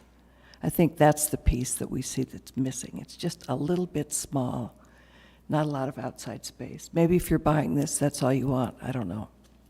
But we don't want to see this be the start of an example of squeezing as much as we can on each lot. Thank you. Great. Thank you. I believe this card is for this project. It wasn't listed on this. Is that Janet Ellingson? Is that correct? Okay. Come on up and you'll have 2 minutes. My name is Janet Ellingson. I own the property at 2572 Lake Street, and I reside at that property. My concern is one that I realize now I probably have no control over, since it is zoned for the east side of 7th East to be 300 or 30 feet tall. The concern of all of us along Lake Street is that we're losing the privacy in our backyard. There is a live power line that goes through along the property line, and we are constantly encouraged to keep our trees cut down low. And we have no way of preventing people in this development looking out their windows and seeing what we're doing in our backyards. One of the elevations, the elevation shows that there's not a patio on the north side, but the comments in the paper we were handed said that there would be patios on the north side, which means people sitting on those patios are going to be looking into our backyards. And that's my primary opposition to this, as well as to state what the chairman of our committee said. This is just going to be, if this is approved, we're going to just see all of those duplexes along 7th East torn down and similar structures, and it's a great concern. Thank you. Thank you very much. I believe that is all the cards that I have. Is there somebody else? Come on up. Did you give me a card? I'm sorry, I didn't. No, that's okay. I just want to make sure I'm not going to call you up later and you're going to be confused. So you'll have 2 minutes. Oh, sure. Just give us your name. Good evening. My name is David Heedy, and I'm the neighbor to the east of the proposed property. I guess just anecdotally, I think I represent fairly well sort of the phenotype of people who are sort of coming into the neighborhood and discovering it for the first time. My wife and I moved into the property January of this year, and we were especially excited that somehow Lake Street is able to maintain a fairly quiet Sugar House feel, even though it's just a block off of 7th. So I'd like to thank Judy and Lauren and Jordan, the developer, for sort of working with the community to try to create buffers. I think the biggest concern that I have is primarily that I agree this feels like a very sort of squished property. It just seems anecdotally that it should really be 3 units rather than 4, and I don't know that that's something that can be addressed in the scope of this meeting. So I'll just say my second concern is, you know, on page 12, the developer says that this project is intended to be a for-sale product, that this goes against the trend of what has typically been built in Salt Lake, where there's hundreds of for-rent units. And that's namely our concern, that this sets the precedent for a whole sort of line of rentable units. So we had proposed in a previous meeting that it be taken under consideration that the CC and DAR stipulate that homeowners would not be able to then essentially flip it into a rental property. And that would be the biggest consideration to me, is that respectfully be taken under consideration, because to me that sets the precedent for maintaining and integrating into the community versus really creating sort of a dissonance between an established community and sort of a line of rental properties. But otherwise, we think it's coming along very well. Thank you. Thank you very much. Appreciate it. Is there anybody else here this evening that would like to speak on this project? Okay, seeing none, we'll go ahead and close the public hearing on this and bring it back to the council or the commission for any other discussions. Any questions for staff? I have a question for the applicant. Oh, okay. Why don't we have Lauren and the applicant come back up for questions? Let me ask Lauren really fast since you're here. So the north side of this project, where there's the 5-foot setback, there's no modification being requested for that. No, right? because with single-family attached units, no setback is required, and if there is one, it's 4 feet. So they're meeting that, and they did kind of look into trying to scoot it more to the south just to give those future property owners more space, but with the 20-foot width requirement of the driveway, it was just kind of achieving a balance between a good landscape buffer and some space for those future property owners. And are there patios in that 5-foot space? Yeah. And is that allowed? Yes. Okay. Are those patios on ground level though? Yes. Is that where they are? Yes. Okay, thanks. And is the fence that's being proposed, I know you said this, but how tall is that fence being proposed on? It's the same height on both sides of the property, Yeah, right? it's a 6-foot cedar fence. Okay, great. All right, Amy, go ahead. So I couldn't really tell in your rendering on the south side where you have the entrances for the other 3 units. I couldn't really tell how those entrances are marked or highlighted, so they're not just this. I always struggle with how to describe the feel of it, and I think I'm settling on this like warehouse feel. It was like, you know, garage door, nothing's really inviting. And I just couldn't tell from your rendering how you're treating the entrances for the 3 units that are not facing 700 East. I think I can address that. Each unit is, each door is recessed, and we're using a duck egg blue color on each door so it looks bright and inviting. And I think that it's going to look like a really fresh, nice home entrance. Will you have lighting to it? Yes. Okay. Yeah, I think There's maybe- also glass, right, on each side of the door? So where exactly are they located on this? Is there a floor plan in the packet? Yes, there In your is. staff report, if you, yeah. They're on the west side of the garage, of each garage. Yeah, is the since they're entrance. recessed, you can't quite see them in this rendering. And I believe per zoning, if you do recess your entry door, you are required to have glass side lights on either side, which we are complying with for those alcoves. So I have a question about the west elevation, the entrance that's on 700. From our earlier discussion, I understand why you have the roof pitched the way you do, but it makes it feel like this is the side of the house. I'm just wondering if you can add a roof, something else to make it declare this is the front. And just on this one, the others of course make sense, but I just keep looking at this, and with that porch, I want something that declares to the street, this is the front, not the side. And that's a completely valid statement, and at our drawing board, we presented several schemes doing intermittent pitches, maybe coming out and do dormers, also maybe doing a hipped roof. And to be honest, it just felt like we were adding elements that just didn't really add to it.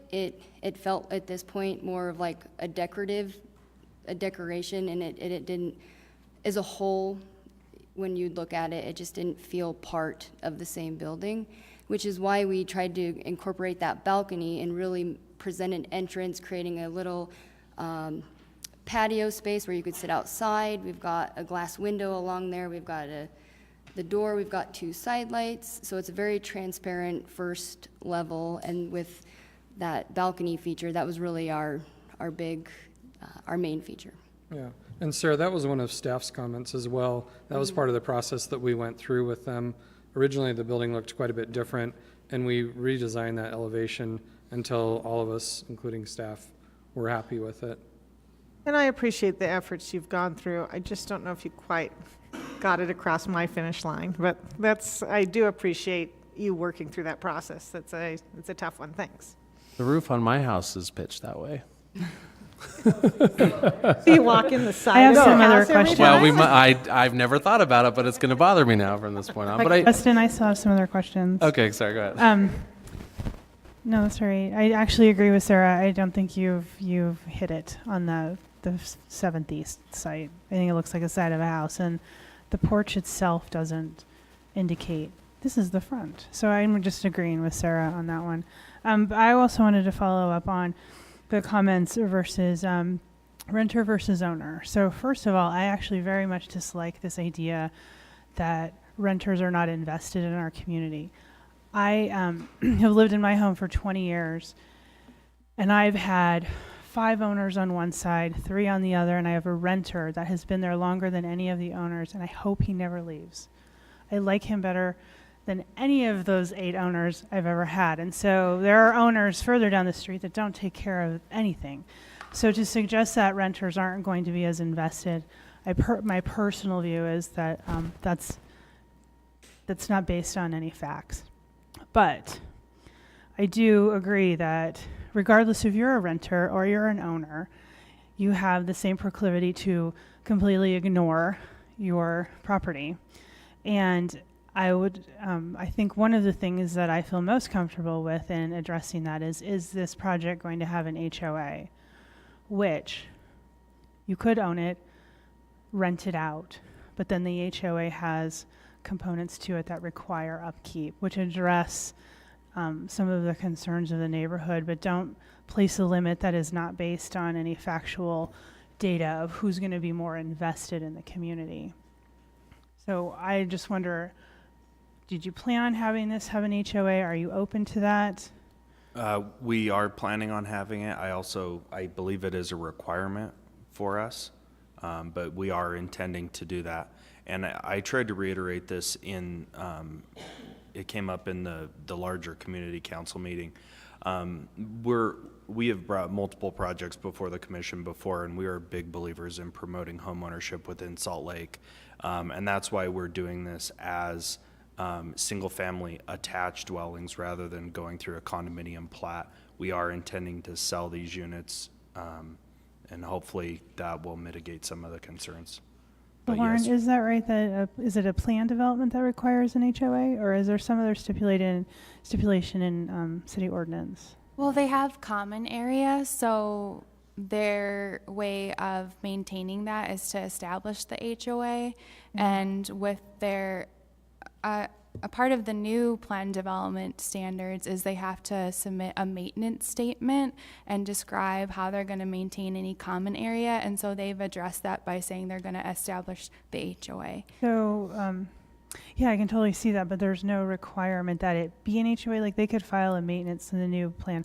They could file a maintenance statement that didn't include an HOA. I'm just wondering if I missed something where city ordinances saying I don't if think you have a you're- common area, you have to have an HOA. Yeah, I don't think you're absolutely required, Nick. No, you're not required to. If you are establishing a condominium, which is a type of ownership, then under state law, that has certain requirements for that and CCNRs and things like that. But unless you're going through that, then you're not subject to those state requirements. It's not irrelevant that I asked this at different projects, because they could have an HOA or they could not.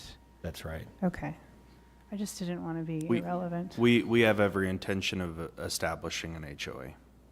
Okay, because personally, I feel like that addresses the concern of upkeep and maintenance better than requiring them to be owner-occupied, which I personally don't think is a good rule.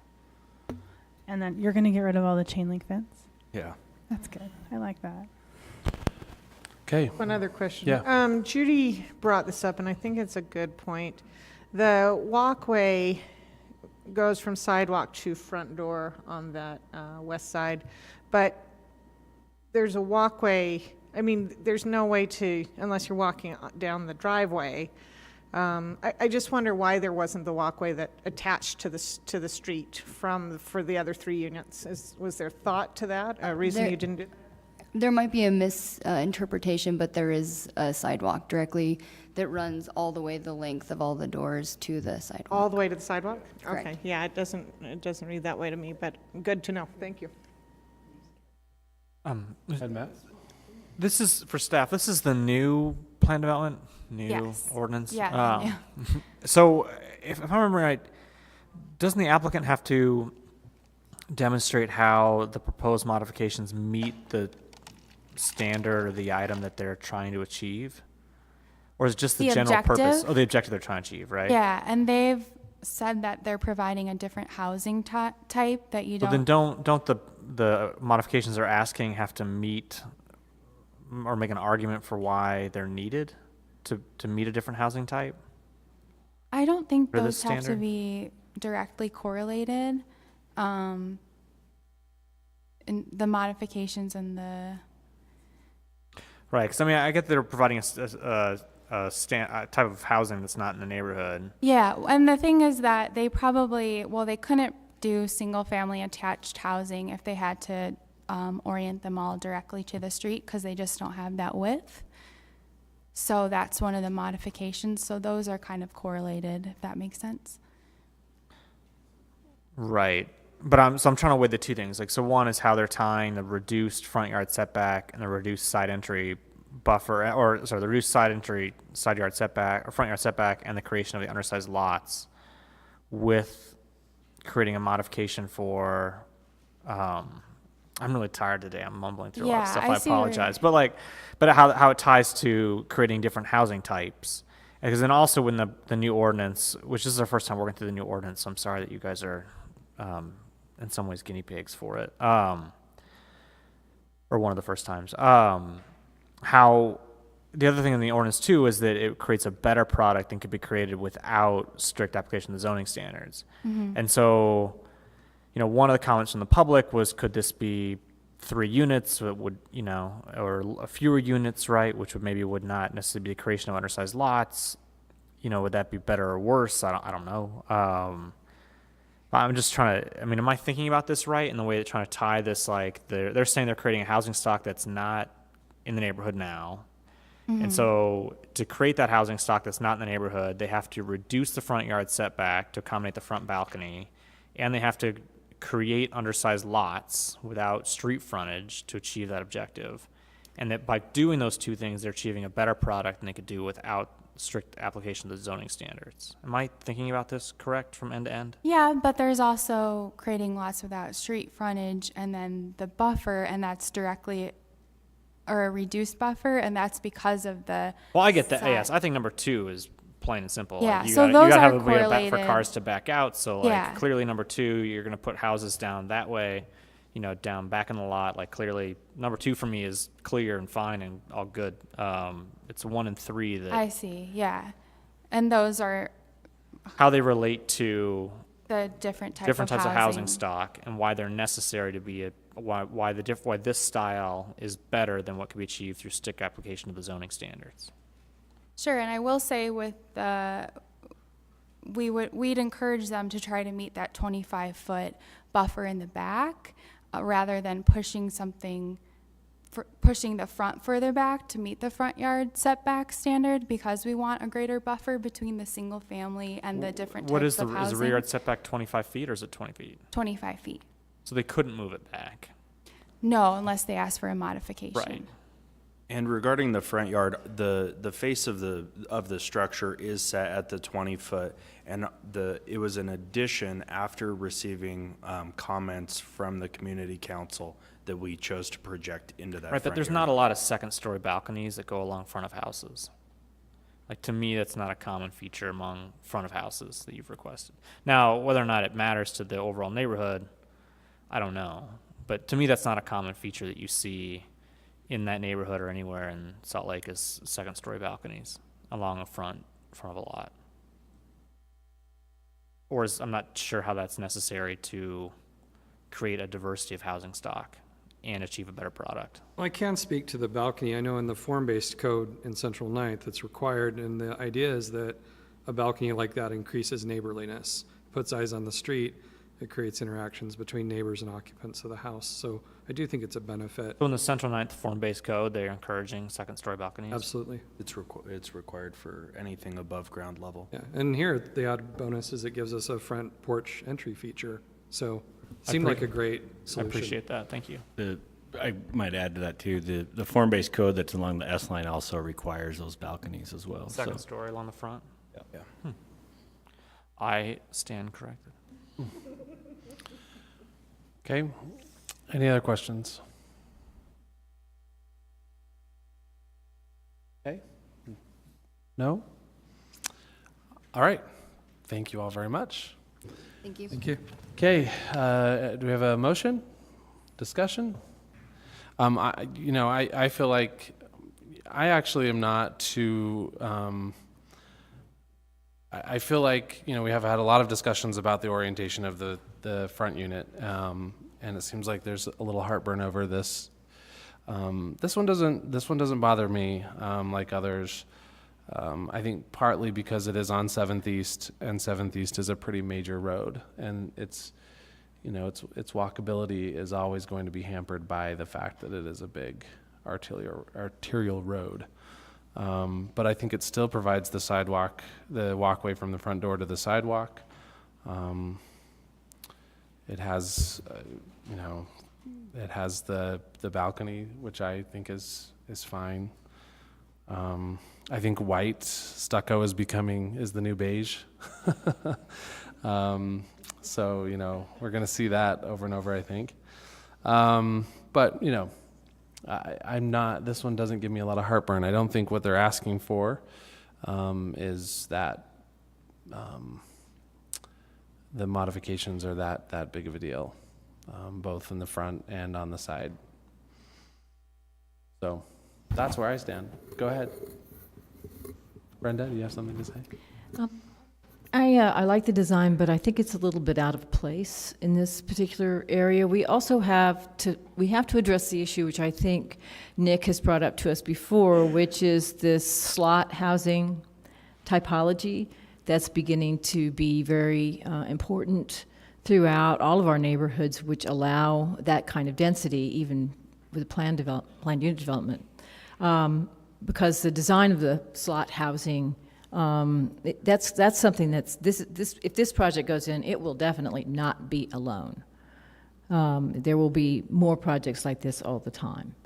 And I'm okay with this particular design for a slot housing project. The question is, do we encourage the slot housing along 700? And I think there might be a reason to do that, because these are houses where you don't actually have to back out onto 700. You can turn around within your garage and then come back out to the street facing forward.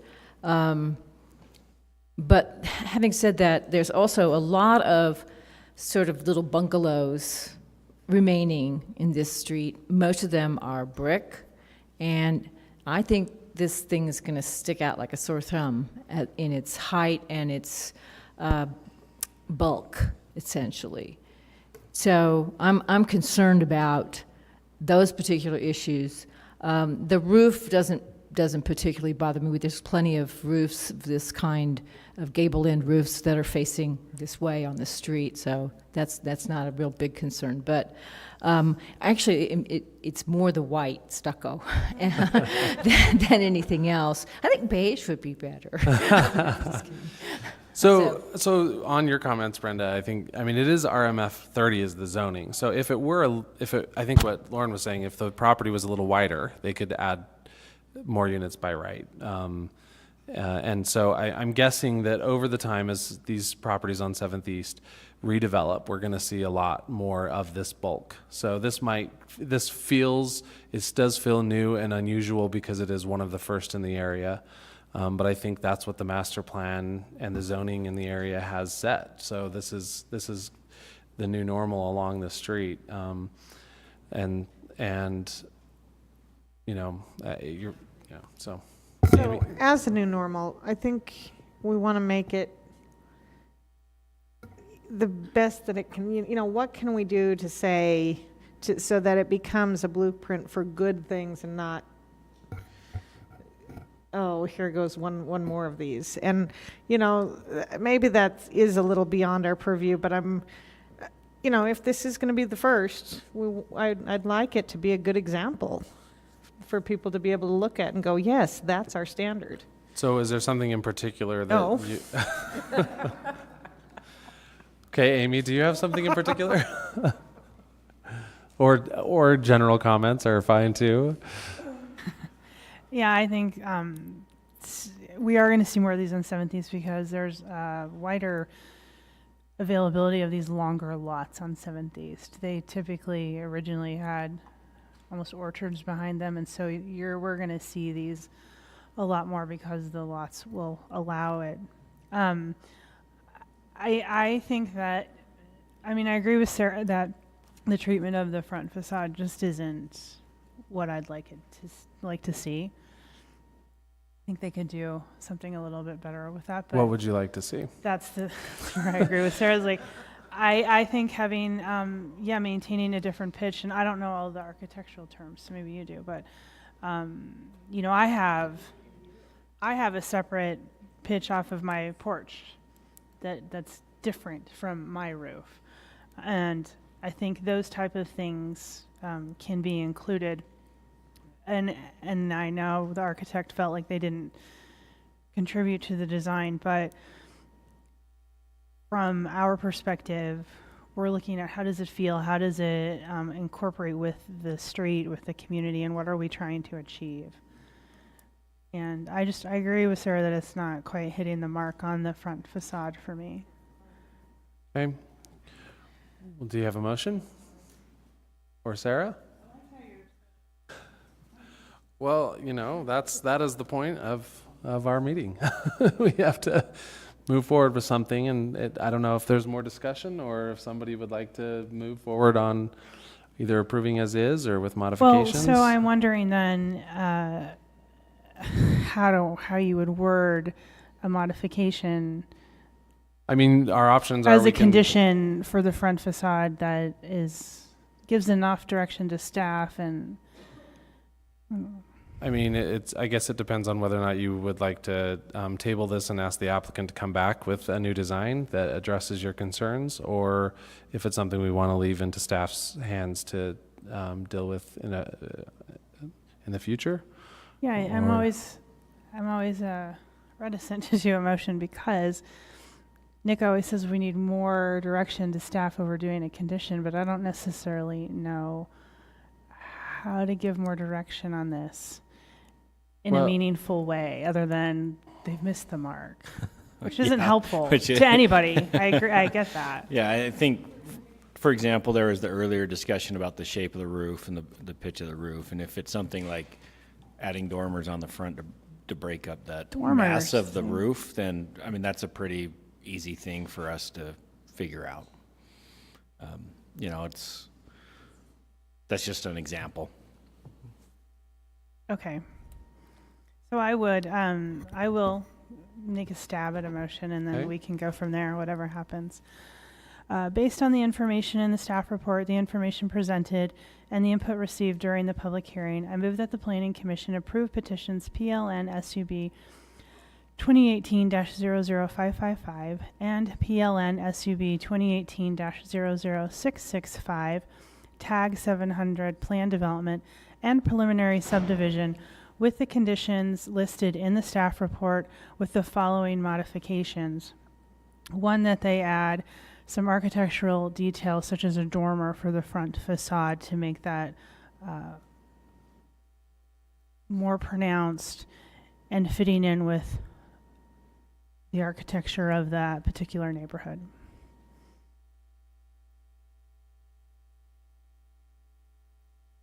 Is that, Now I'm does looking that- at you expectantly, Nick. Was that enough, or? So when you say architectural detail such as a dormer, the way we would interpret that is that it doesn't necessarily have to be a dormer. If they come back and do something else, then we would probably accept it. I'm personally okay with that. Okay, Understanding that the intent is all right. to make this not look like the side of a house. And then just to clarify, that would be designated to planning staff to approve that. Yes, designated to planning staff. Okay, so we have a motion by Amy. I'll second We have a that. second by Sarah. Is there any other discussion on this? I'm really uncomfortable with that. I think that this, there's a tendency for people to think, well, we'll just add a dormer to it and it'll be better, you know. But design is a holistic process, and so it's not just adding a dormer or, you know. I mean, sometimes you can say, well, let's have a front porch, or, you know, it's not. It's a matter of composition, and perhaps I'm sure that this design team is up to it. I know they are, but to satisfying something. But we really need to be a lot more specific about what it is to something. Not that it's a dormer, but that it does something that it doesn't do now. What you want it to do that it doesn't do now. So those are great comments. I appreciate those. Would the idea that it is more pronounced and that it reflects more of the continuity within the neighborhood, does that do something? Because I agree with you. I want it to do something, and the dormer may not be the right thing. Is that sufficient in your mind of of what we're trying to accomplish? Or would you word it differently? Would you want some different articulation of an idea? I would say, just having gone on the field trip earlier, that the continuity of the neighborhood is going to be a little bit complicated. Because right on 7th East, I'm just trying to remember back, but I don't remember actually a lot of porches. I don't remember. A lot of porches. Yeah, I've always said porches aren't always Okay. 100% the answer. But along 7th East in this section, we're not seeing homes or multi-units that look like the side of a house. I disagree that this looks like the side of a house. I disagree vehemently. I don't think it looks like the side of a house. That's why I want you to say something realistic about what you want that you're not getting. I don't think that that's a fair assessment of this design at all. It has the architectural element of that comes over the front door that simulates a porch in some ways. Forget that it's a balcony. Just see it as a roof on what's really a kind of opening. that distinguishes the door. It has the sky blue doors and windows next to it that definitely indicate that this is the door to a unit or to a building. It has oversized window and the features that it has. And, you know, my only concern about this compositionally, I don't have a concern compositionally. I have a concern with, frankly, with the color scheme of black and white. It's very black and very white, and the doors to the garage are black glass, and, you know, it's kind of, woo. Should we see where we're at? Do you stand with your motion still? Do you feel like your motion still is representative of it? Because you liked some of Brenda's initial comments. Do you want to, shall we see where we're at with That's what I was that? wondering is, I think it does, because I feel like the intent was really then placed on that it be more pronounced, so that it looks more like, I like that we disagree on this, because I still feel like it looks like the side of a house, and she doesn't, and I think that's awesome. But, so I feel like, yeah, my initial motion still met that, of like, I want to achieve something. A dormer that's- or something. Okay. Yeah, Let's go ahead and check the vote and see if people agree with you. So we'll go ahead and start with you, Amy, Yes. and Brenda. I can't support this the way it is, so that's a no. All right, Sarah, Yes, Maureen, I'm with Brenda. No. Carolyn, No. Matt. Well, I don't like these slot homes, but but in general, I guess I don't know if I'll ever like them, but I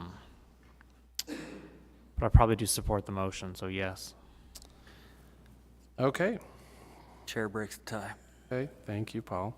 I had to say something useful tonight. That's right. My last tiebreaker. I'm actually going to go ahead and vote no to this motion because I think that we might be able to do better and try again. That this doesn't end the debate at the moment, but let's try it again. I think that if we are going to ask for some better direction, or I think we do need to be more clear. And I am agreeing with Brenda. I mean, ultimately, this project doesn't bother me that much, with the aside of the new beige. But that's, we're seeing that everywhere. I think that. I think it doesn't bother me that much is like a really ringing endorsement that's like. It doesn't bother me as much as it seems to bother you. I agree with Brenda that I'm not a big fan of the color scheme. But that's, I had a contractor who told me that all the rage is this mountain modern. I don't know if this is mountain modern, but this is what everybody wants to buy. And that's what the market decides. And it's not really my aesthetic. But that's not really, I don't really feel like that's my place to dictate that component. But whether or not it's compatible with the neighborhood, that's absolutely within our purview. And so if that's, how would you say it would better fit the neighborhood? I would say that this project is substantially better than what is currently on the property.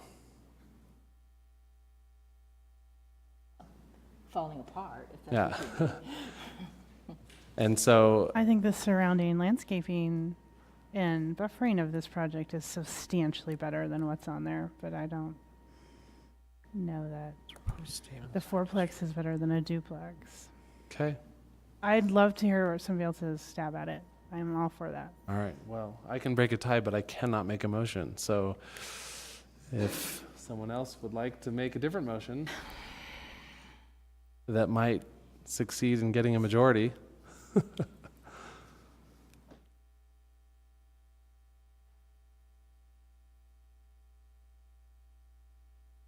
Or we can sit in awkward silence longer. Brenda, do you have a motion you'd like to try, since you were the leader of the rebellion? Yes. May the force be with us. So I'm going to actually move to approve with conditions listed in the staff report, period.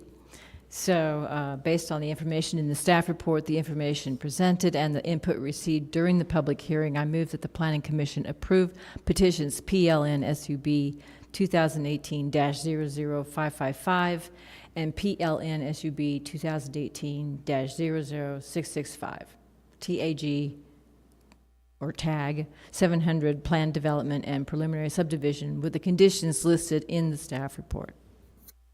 All right, do we have a second? I'll second. Motion by Brenda, second by Maureen, and we'll check this vote. See if anyone's changed their mind. Amy? No. Brenda? Yes. Sarah? Yes. Maureen? Yes. Carolyn? Agree. And Matt? Yes. Wow. Look at that. And it passes. So, congratulations. That went from complicated to easy quickly. All right, moving on to our third public hearing. This is the East Capitol Residential Development.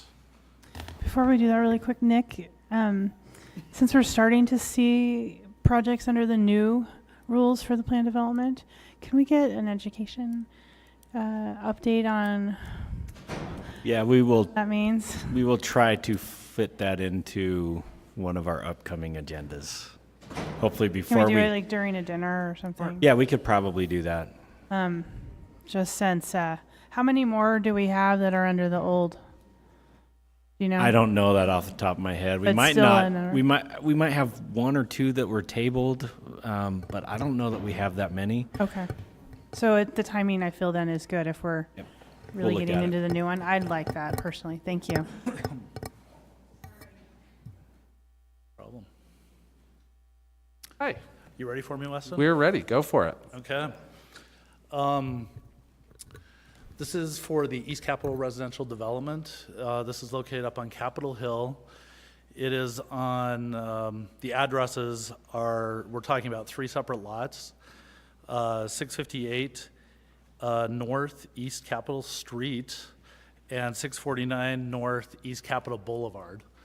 This is something I didn't realize until I was doing this project, but this is a very interesting neighborhood up here on Capitol Hill, which these lots have double frontage between East Capitol Boulevard on one side and East Capitol Street on the western side. And I never knew that there were 2 streets that were named so similarly right there, right next to each other. This is composed of 3 separate lots, as you see here. The big one has an abandoned house that obviously hasn't been used in some time. Down below is a duplex complex. And then there's just a small little triangular lot that does not have an address.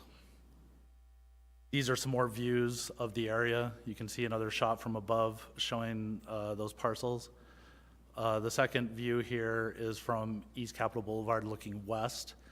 The white building right there is an outbuilding for the house, which is located on East Capitol Street, which is down below it, the front of this house right there.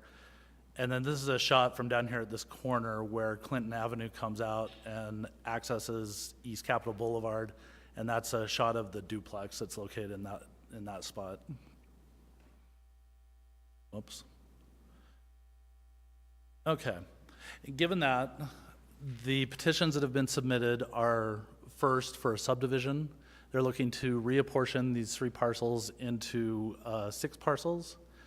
And then the plan development is to reduce the front yard setback for the southeast single-family dwelling from 20 feet to 10 feet. Oh, excuse me. Also, the reapportionment of that parcels, the buildings that are planned is up on the north on each side of these streets, East Capitol Boulevard and East Capitol Street, would be twin homes. So it would be a single building separated by a firewall with a single-family dwelling on each side.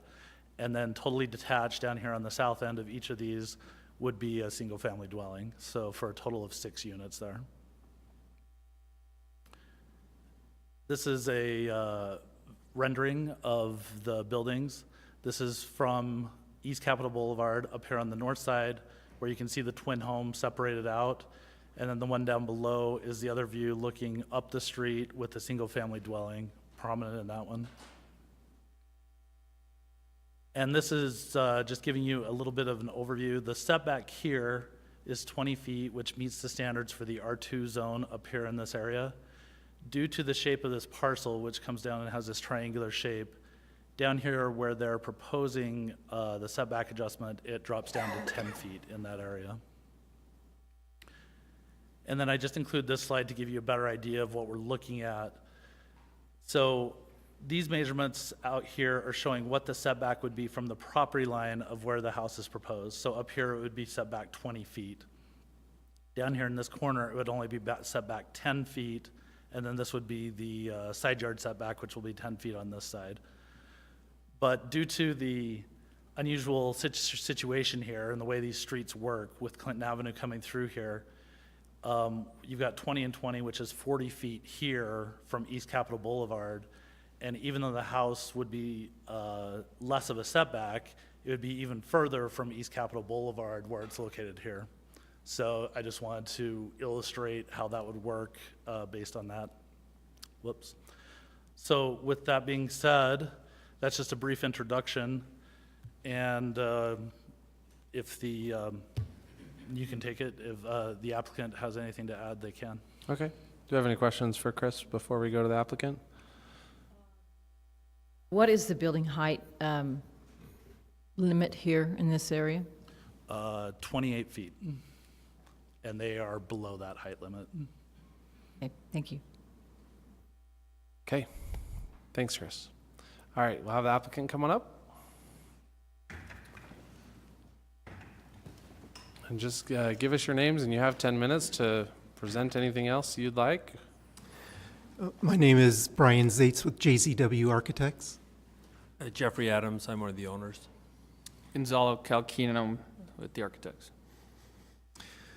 Just to give you a little history, Jeff and I have been working on this project for over 10 years, and we actually, we're sitting here in 2008, and we actually had approval back in 2008, and with some modifications over the years, but it's pretty much the same project. And but because of financial and economic reasons, it was put on hold, and we started it back up probably 2016, and been trying to get it all through all the issues, and I think we're finally we're excited to be here and finally able to sit down with you guys again. And I think Chris did a great job of explaining the project, but we're happy to answer any questions that you have. Okay. Questions? Do you know what the history of this sort of weird little lot there is? The little triangle? Yeah. Yes, that was, we spent many years trying to resolve that triangle. It actually is it was an unrecorded parcel, and nobody knew who owned it, and we spent many hours and days. Yeah, we assumed that we owned it when we bought the property. It was after the development process that we realized that we didn't. And so we've spent several years, but we have since purchased that from the city. And the right-of-way that does this kind of unusual thing, do you know the history of that? Why does it swing like that? I don't know exactly why that is. I looked around. I think it's more topography than anything. Instead of coming directly down that hill, they went back up a little bit so that it wouldn't be such a drop. But again, I'm just guessing. I don't know that for sure. It could be, there's a road that sort of goes up. No. I can pull out. We can go to another map. Okay. There's a better shot. Okay, thank you. Okay, anything else? Okay, great. Thank you very much. We're just going to go to the public hearing on this. First, is there anybody here from the Capitol Hill Community Council? Come on up. And as a representative, you'll have 5 minutes. I'm David Shear. I'm a member of the board of the Capitol Hill Community Council, and I'm also the chair of the committee which has been tasked with responding to the projects that we received notice of from the city. I've given you out the written version of my comments, so I'm going to sort of summarize a little bit. I think the real problem here is that the applicant fundamentally misunderstands the nature of this neighborhood. From the pictures that they showed, you could be forgiven for thinking that you're in some dusty corner of Magna rather than in one of the highest income neighborhoods in Salt Lake City.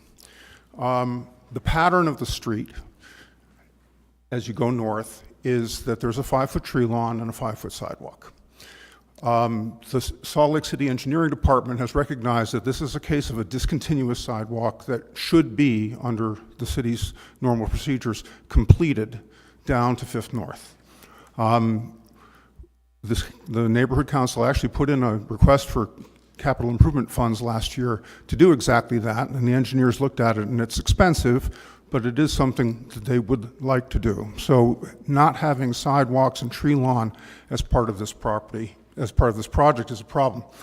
More importantly, going to the architecture of the project, this is essentially a 3-story tall building. If you look at it visually, would you mind bringing up your image there?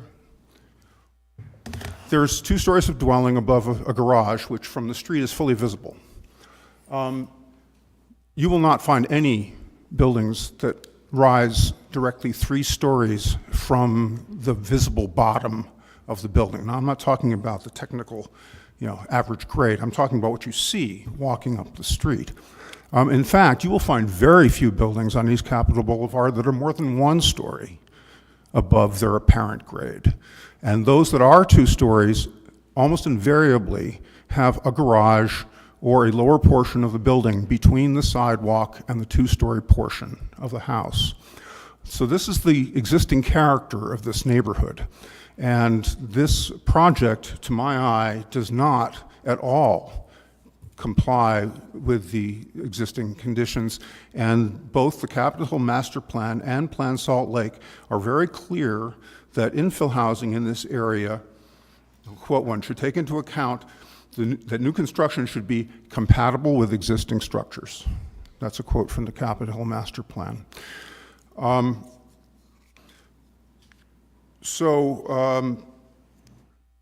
I also would like to raise a sort of technical question about how the building height is determined in this case.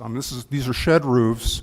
The R2 zoning building limitation actually refers to the ridge of a ridged roof or the height of a flat roof. It does not give a height. And in the 3rd page of what I handed you is a copy of the diagrams from the zoning code that are supposed to tell us how to figure out a building height. But it's not easy. I can't see a way of reconciling these diagrams with the way the R2 zone is worded.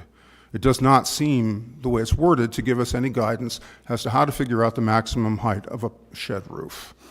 So I would like to ask at least that this be tabled so that question can be resolved. But the general position of the neighborhood is that this is not compatible with the existing context. Thank you. Great, thank you. Bill Knowles, I don't believe is here anymore. Is that what I understand? And I am to read this card, so I will do my best. The height variance requested is totally, I'm not sure, ingenuous and egregious, I'm not sure. With the rest of the street, the staff report stating no sidewalk is incorrect. The developer should be providing sidewalks. Okay, and then We have Lorraine Brandt, who also has a comment. Are you here, Lorraine? I don't know if you want to speak. Would you like to speak, or do you want me to read your comment? Okay. This is the PUD does not complement the two-family homes across East Capitol Boulevard, where homeowners have preserved or updated red brick and vertical siding. Neither is there adequate yard for each unit. And then Susan Korth, come on up, and you'll have 2 minutes. Once you get up here, we won't start it before. My name's Sue Korth, and I live at 600 North East Capitol Street. So I live at the end of the right-of-way across this property.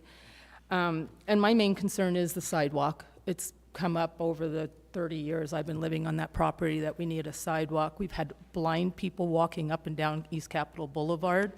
I walk daily on East Capitol Boulevard in the dark or with my kids. It's just unsafe. During the legislative session, there's cars parked all the way up and down on the west side of the street. There's ice, there's snow, and there's no sidewalk. And in the, I don't know what you call it, the plan, it seemed like they pushed aside a sidewalk as a responsibility of the developers, but there's no safe way to walk from 5th North to 7th North without being in cars. And so one way or the other, that needs to be addressed. If they're not responsible for it, if they have the setback, so at least we can get a sidewalk eventually in there, but it's ridiculous not having a sidewalk. Okay. Thank you very much. Appreciate it. Come on up. That is all the cards I have. So if you would like to come up, you can come up next. And just give us your name as soon as you get there, and you'll have 2 minutes. Hi, my name is Wayne Martinson, and I was coming to talk, and we'll probably speak on the inland port, but I live at 549 Cortez Street, and I walk up Cortez Street and then go up to 700 North and come down East Capitol Boulevard frequently. So I'm one of those people who doesn't get to walk on the sidewalk and have to walk out in the street or on the bicycle lane, and I'm concerned, like Sue said and others, about not having a sidewalk in that area. Just at 500 North and East Capitol Boulevard, there's no sidewalk crossing, there's no walkway even going to cross that way, and then when you go up East Capitol Boulevard, there's nothing. So I'm very concerned that that sidewalk there is paramount, actually, to the safety of the state legislator, people visiting the state legislature, and people living up the hill, and people walking, like I do, up around that way. And the size of the building, I really didn't come to even think about this, but the size of the building, I agree with what was said earlier about the size of this building. It's, you know, it's a really nice neighborhood to walk in, and the more you put in, I'll call them McMansions, maybe that's not quite the right term, but something that takes up all of the space and just takes away the view as you're walking down. And that seems to be an issue, and I noticed it when I was up there. But there are no sidewalks up there, right? Yeah, it's actually a big issue. I considered it quite a bit when I was looking at this. There's a very expansive area of Capitol Hill that has no sidewalks at all, and I reached out specifically both to transportation and engineering to see what they would recommend and if we should absolutely require that a sidewalk goes in here. Under the staff comment section, you can read how they responded.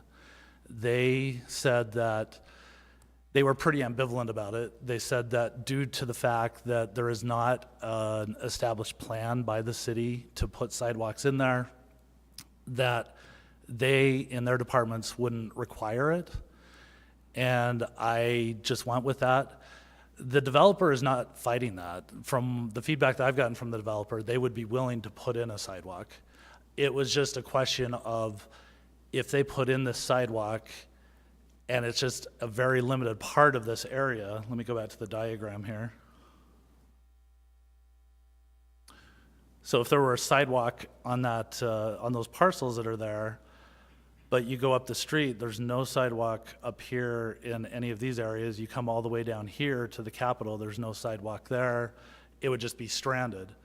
But if there is a larger plan, and if they have funds, I don't think that would be a bad idea at all. I mean, I think that would be great. My first impression was that would be the way to go, so. How does that work long-term if the city were to establish a plan? Would that be, is it as big of a hurdle of having to acquire property from landowners and pay homeowners for that land and put in sidewalk, or is it something that they could put into the right-of-way of the street? Like I guess my question is ultimately, how likely is it that there's going to be a master plan for sidewalks in the area long-term and that's going to take place? I don't know that we can answer that, but I will tell you that it's highly unlikely that the city's going to acquire property to put sidewalks in. It would fit within, if it were to happen at some point in the future, it would be within the right-of-way, existing right-of-way. Okay. There are aspects about the plan. I mean, it looks like the driveway's got those high retaining walls and whatnot that would make it more challenging for a sidewalk to go through this part. I mean, before I moved to Salt Lake, I was in Mill Creek, and there are a lot of partial completed sidewalks in that sort of community. Yeah.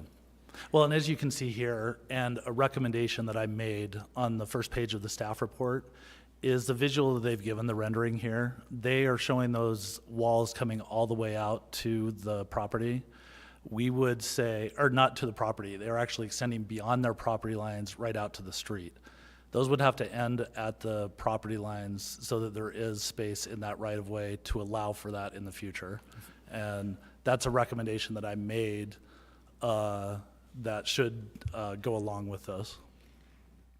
So is there a piece of the land of property that from a visual standpoint looks like the private property that is actually city right of way through the whole neighborhood? You just made the comment that there was versus the street being the right of way, there was a right of way. Yeah, is there a setback? For example, right here, we've got a little bit more of a close-up view. The red dotted lines are the property lines. As you go out further, there's another, oh, my eyesight's bad. I think that's another 18 feet to go all the way out to the street. So that area would remain open, and I'm proposing that they only be able to do those obstructions up to their property line and no further out.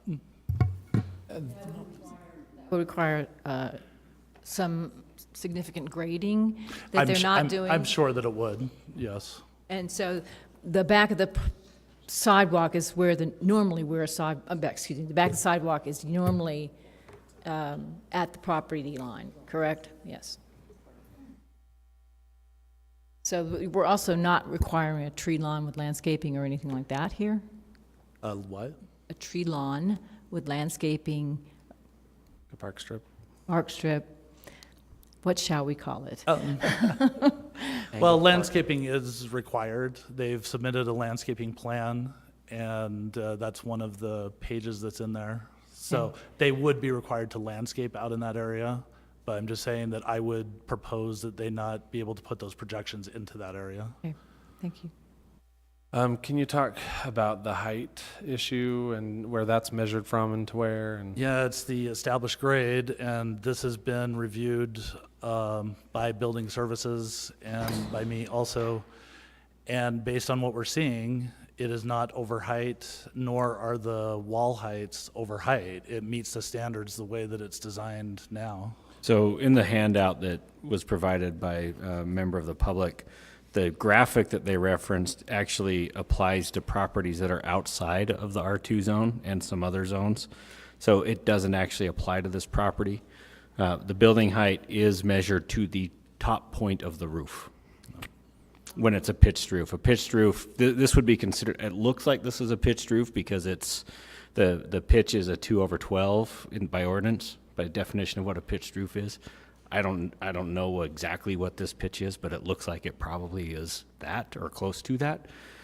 So if that's the case, then it would be 28 feet measured, like Chris says, from the grade up to that point. Yep. They're not requesting additional height, correct? They're not. Truthfully, when they came in, they were originally looking to have the buildings even taller than they are now. I went through a process with them where the only way that they could have obtained that was through a special exception for height. It's based on other properties that are on the block face. There was nothing there that would have allowed that. So they designed the buildings and brought them down within the height that's allowed per the standards of the R2 zone. So the main modification we're doing is that one corner that turns into Clinton. Where That's it goes it. from 10 That's to the 20. only modification, and that is pretty much to keep the buildings in line.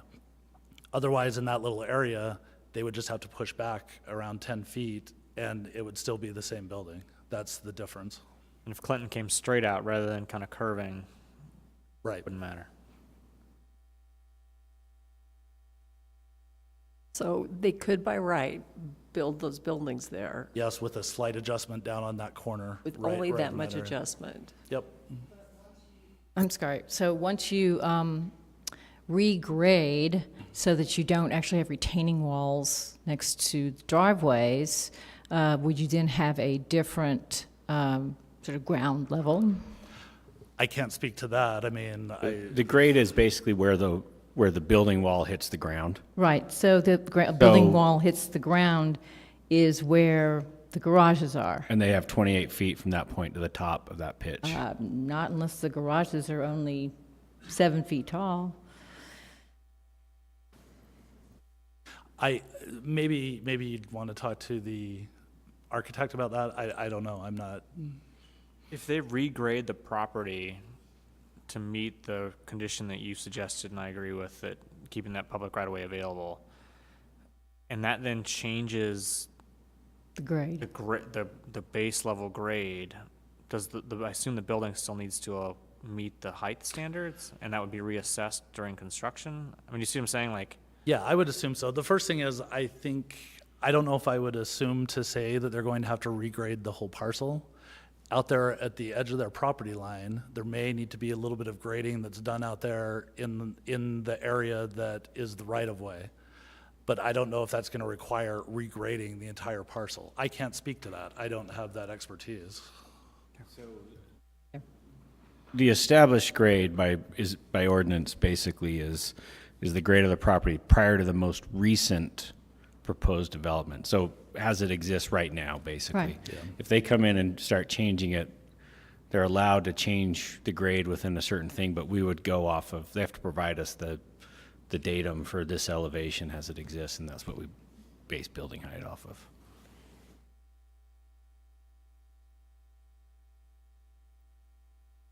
Any other questions for Chris?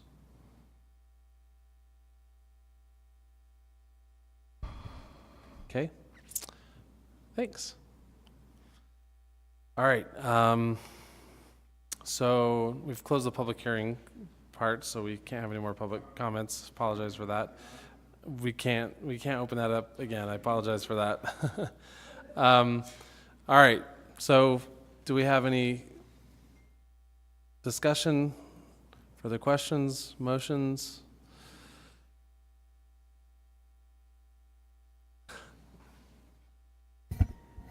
I I mean, yeah, go ahead, sorry. any problems with this project. It looks good to me.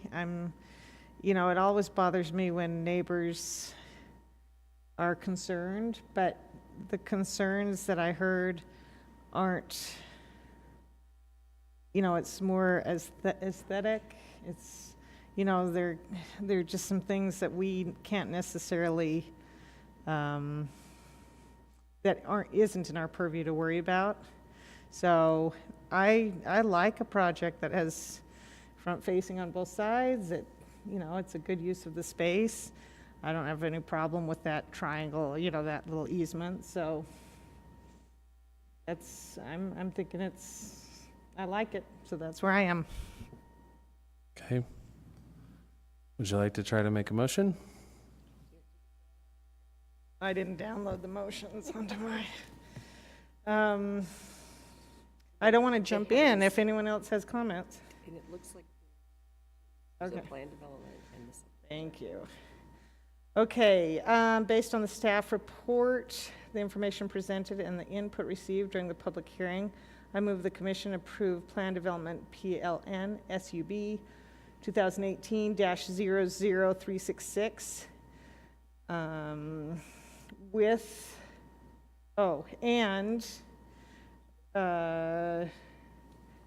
PLN SUB 2018-00426. I got them both. Did you want to include the component of keeping because that was not in your, that's not in the staff report? Conditions listed in the staff. Oh, it is, okay. Oh, with conditions listed in the staff report. But is the setback also in there with the Yes, retaining walls? that is the condition I suggested. The other thing I would remind you of is if you really want to deal with the sidewalks, you can also do that. Just a reminder. I'm not saying you should. Okay.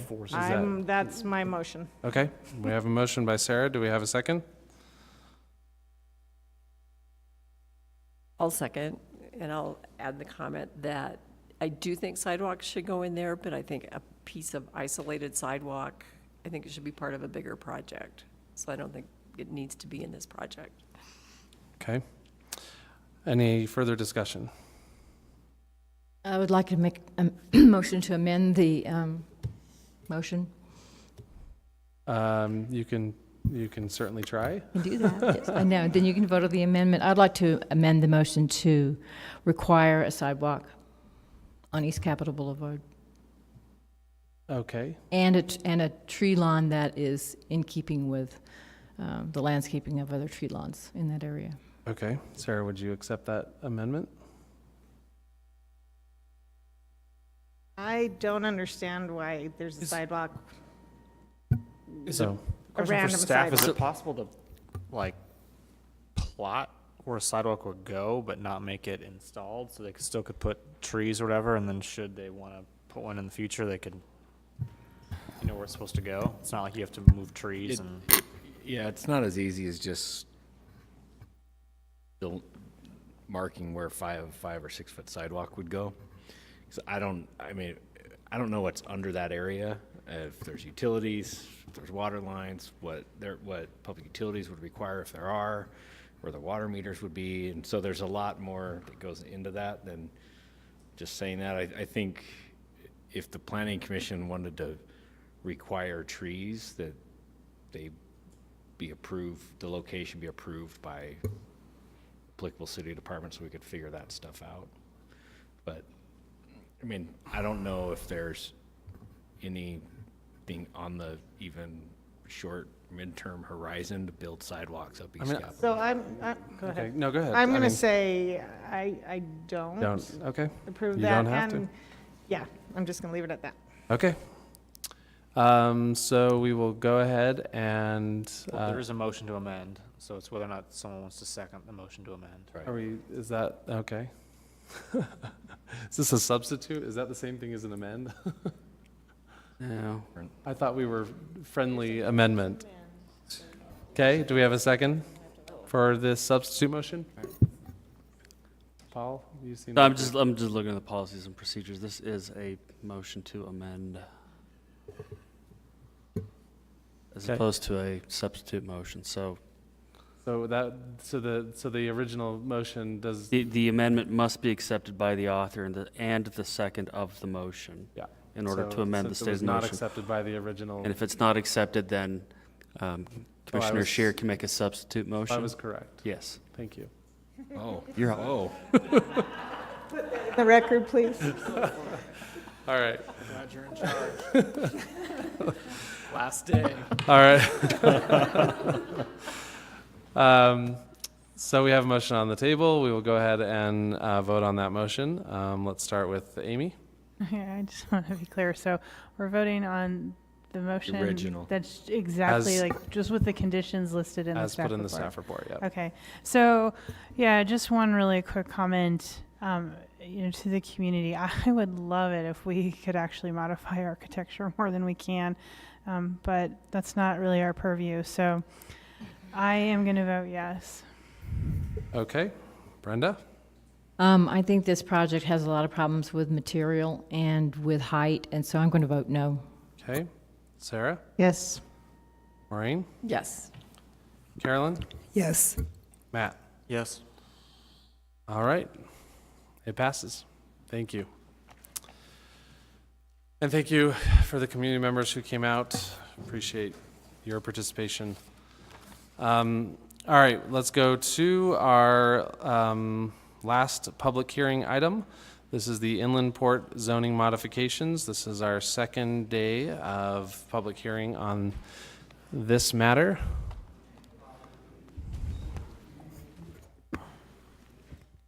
And we got some incredible feedback last time, and I know you guys have been pulling probably some late nights moving this forward as quickly as you can, and digesting all of the feedback that was given last time, which was a lot and super appreciated by this body, I know.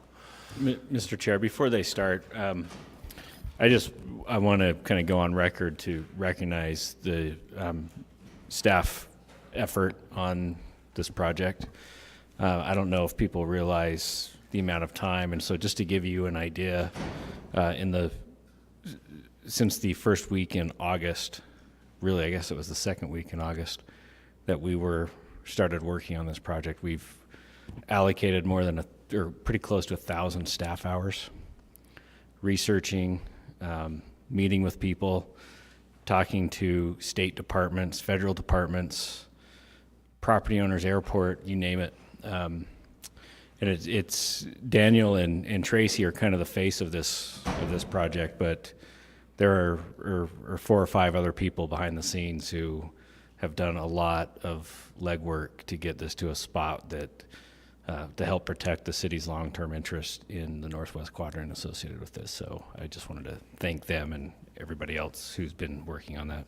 Thank you. That's excellent. And thank you from us, because we can see it. We can see that everybody's putting in a lot of work and effort into this. So thank you so much. So go ahead. The floor is yours. All right. So good evening. We were here 2 weeks ago. So we presented an original ordinance related to the Inland Port zoning modifications. And at that meeting, we had a public hearing, and we received a lot of feedback. And the Planning Commission asked us to look at some of those requests and respond. So we are here today with some responses and an updated ordinance for you. Before we dive into the changes, I'm just going to give you a quick recap of what our task is. Our task is to develop zoning regulations to respond to the Utah State Code 1158, which is the Inland Port Authority amendments Inland Port Authority code that was passed in July. So we need to allow inland port uses in 8 of our zoning districts.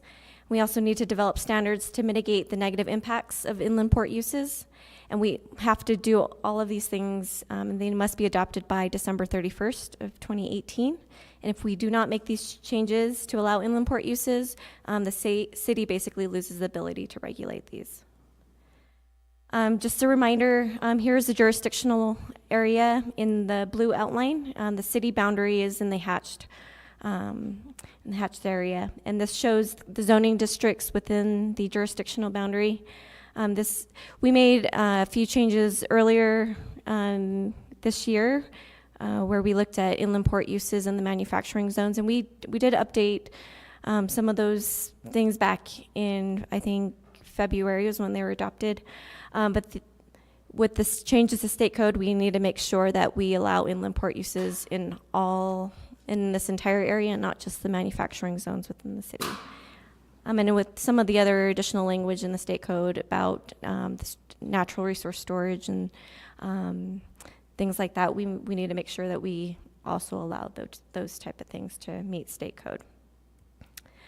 So I mentioned the earlier text amendments this year, and just wanted to remind you that over the last year or two, we've also done numerous amounts of Northwest Quadrant related zoning amendments, and in particular, the Northwest Quadrant overlay still applies in this area. So we focused a lot on creating like a buffer area and a development area, in ensuring that there's landscaping requirements and some bird safe or bird-friendly development standards within our zoning code. And just wanted to highlight our timeline here. So we did a lot of public engagement up front. We were here, where we are now is in the yellow. So we are looking for a recommendation from Planning Commission tonight to ensure that we meet that December 31st deadline. We have all the details of all the public process within the staff report. And I'll turn it over to Daniel to kind of get into the details of our proposed ordinance. So just to recap a little, at the last Planning Commission meeting, we did talk a little bit about the inland port overlay zoning approach itself. We are proposing a overlay over this entire Port Authority area that would allow for light industrial uses. Higher intensity light industrial uses would be conditional uses. We are also proposing that these conditional uses be required to provide an impact mitigation plan that shows and tells us how they're specifically going to mitigate some specific impacts that these uses may have. And at the last Planning Commission meeting, the Commission and the public had some suggestions and concerns, so I'm going to go over how we responded to some of those. So the first issue was uses were brought up, in particular that some uses were permitted out here that were thought maybe they should be conditional. The first one was grain silos. So we did look at grain silos, and local examples didn't appear to cause any issues. But some of the guidelines that we reviewed relating to buffering did suggest that there's the potential for dust from some of these grain silos. So we are proposing to make this a conditional use in order to ensure that there's not going to be dust issues with these grain silos if they are put out here in this area. Additionally, there were concerns about railroad repair shops, and again, we did look at some local examples that don't appear to cause any issues, including some UTA facilities, including their Front Runner facility. But again, some of the buffering guidelines that we looked at did suggest that there may be some potential impactful outdoor activities, especially related to emissions. So we're proposing to make this a conditional use as well in order to try and capture some of those outdoor activities and negative impacts. So the other issue that came up was the buffering, in particular the railroad freight terminal 1 mile buffer. So we are currently proposing a residential 1 mile buffer for the for the railroad freight terminal to protect residential areas from any emissions sort of impacts. However, when we looked, and I think we agree that it makes sense to have the similar buffer for another residential type use like the prison. But when we did look at the development agreements that are in place in this area already, they locked in the properties around the prison into the zoning that was in place in February. And at this point, any additional zoning changes we make wouldn't apply to those properties unless they're trying to do something that wasn't allowed in that February zoning. If they're trying to go beyond what the February zoning allowed, new restriction could kick in. So for this particular use, railroad freight terminals, it was allowed as a use without a 1 mile buffer in February. And because of that, these properties could have a railroad freight terminal on their properties without that buffer requirement. So recognizing that and recognizing that there wouldn't virtually be no effect with a 1 mile buffer because of those locked in development agreements, we're not proposing a buffer in the ordinance, just recognizing that there wouldn't be an impact. However, for natural resource storage, transfer, loading, and unloading, that particular specific use did not exist in the February zoning that the development agreements locked into. Because of that, a buffering standard for this particular use could still apply if those properties wanted to do natural resource storage, Daniel, transfer, can you loading. repeat that? Yeah. Repeat that so it sinks in for me a little bit Okay. more. What was not allowed in the February land use development or the agreement? So natural resource storage, transfer, loading, and unloading was not specifically called out as an allowed use in the February zoning. And what was called out as an allowed use in regards to the freight? The freight terminal was listed as an allowed use in the zoning in February. A conditional use. A conditional use, but it didn't have a buffer. Yes, it's a conditional use without a buffer. I read this and I Sorry, it is. need it to really be clear. So the freight terminal was listed as a Conditional use. but no buffer. With a 1 mile buffer from residential. Residential, but they're not calling the prison. There's no buffer for the prison for that. So, if a freight terminal is proposed there, it would be a conditional use that would come to us, but we cannot consider a buffer for that. Correct. Except for, and I'll go over the things that were not listed again. The transport of natural resources? Right. So natural resource storage, transfer, loading, and unloading is specifically called out in the state bill, and that particular use, that specific limitation, wasn't in the February zoning in place for these properties. And that could have a buffer. Yes. So if these properties now wanted to do natural resource storage, such as like a coal storage facility, they would have to comply with this 1,000-foot buffer because that wasn't an allowed use in February. And then, so that buffer then is in the proposed ordinance for those uses that were not specifically listed in that development. Correct. Yes. There was Think no, I've got it. and there was no buffer in the February. Except for the residential buffer. There There was one was for a residential buffer. So is there any question as to the definition of residential concerning the prison? Is the prison not considered residential? So I think how it's written, it's 1 mile from a residential zoning district. Residential zoning district, okay. And this, and it's important to note, the state doesn't have to follow local zoning, so. Okay. And just so I can confirm, so even though we can't do the 1 mile from a prison, it's still being proposed, but just not enforceable? It's in not this being, ordinance? it's not being proposed because we know it's not enforceable. You're not, so we, okay. So one thing that the development agreements do state, though, they said that if the property owner agrees to any additional regulations in writing, then they could, they could follow those rules, but That for that's just another. for the agreements that were in place? Yes. Okay. And you don't feel for the future? I mean, who knows what the future may hold? More prisons. That it's not worth trying to have that in the code, even though it's not enforceable. I think it's awful that we're putting a rail terminal right next to a. Yeah, and if those agreements go away or the ownership changes hands, I mean, if we put that in place, is that a fail-safe if something were to happen to those agreements? So those agreements are tied to the land, so they don't transfer if the ownership transfers. And they're in place for 30 years. So,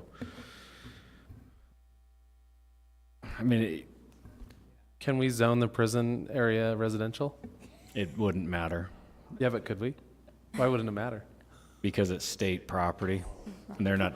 But does the state subject. property eliminate the zoning? Or do they Basically, just what do we it would, with the zoning? so ultimately, this is what would happen, is that the state legislature would further restrict our ability to do stuff. Yeah. Gotcha. That's just the reality. Sometimes I just need you to say it so I can believe it.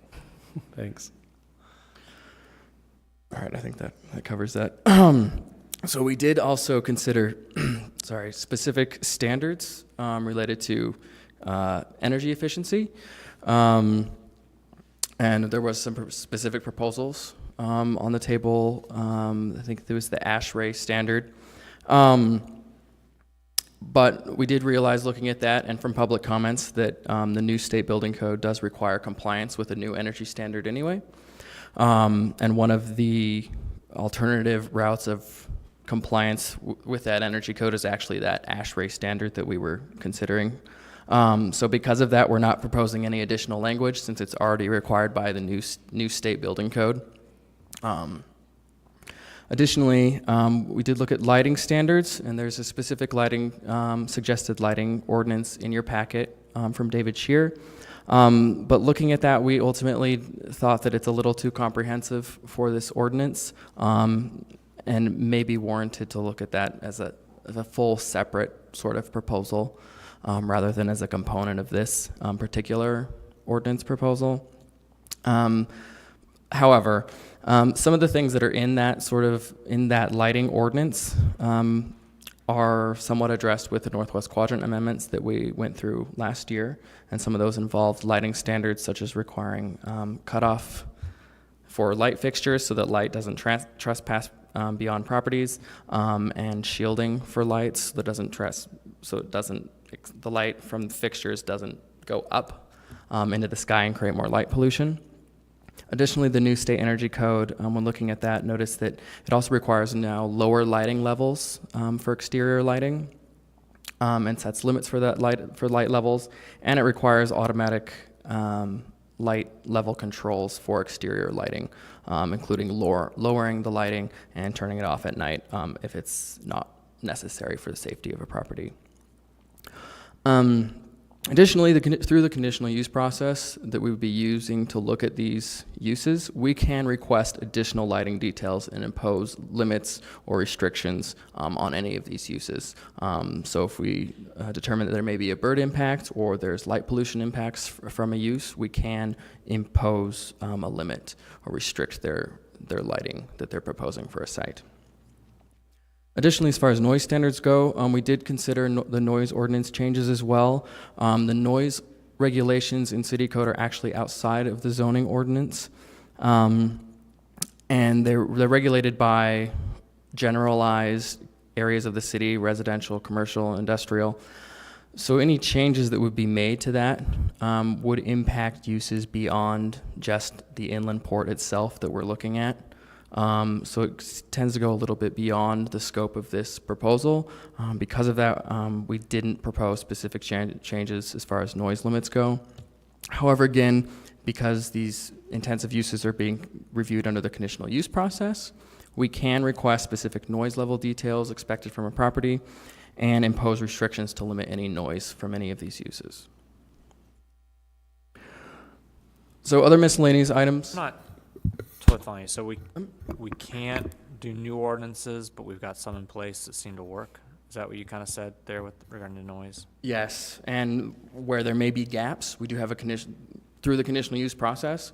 We can ask for lighting information or noise information, and then further limit or restrict potential noise impacts from their properties or light impacts. Okay, so you feel that it's not really that you just feel that the current standards in place are enough to mitigate what we need to mitigate anything. Is that what I'm hearing? We have enough tools to mitigate it. I think so. And there's not need for additional noise Right. or lighting standards. Especially with the conditional use process in place that lets us capture those. But without a conditional use, we would have no authority or no way to manage the lighting or the noise. I think that's so. And thank you for bringing that up, because I think that's a good point and something that we have talked around, that we feel we need policy direction from the city council on whether we want to apply this level of review to things that are currently permitted. That's a big change for this city, requires additional resources, frankly. In this area, we don't have a lot of conditional uses. The ones that we do have are the ones that are fairly highly impactful, and that's why we're proposing to add a bunch of new submittal requirements to address these types of things. But as far as whether or not they should or shouldn't apply to other permitted uses out here, we think is a different question and a different philosophical question for the city to decide. And so that's why we're not going down that path yet, because it would be permitted. It doesn't necessarily impact inland port uses, because we'd be applying it to potentially every permitted use in an M1 zone regardless. And so that's kind of where we are right now as a staff. If we were to pursue future noise or lighting ordinance changes on a citywide level, they would still apply to whatever we're reviewing here. Depending on what that final decision is, yes, they could apply to these lands just as they could apply to other lands in the city.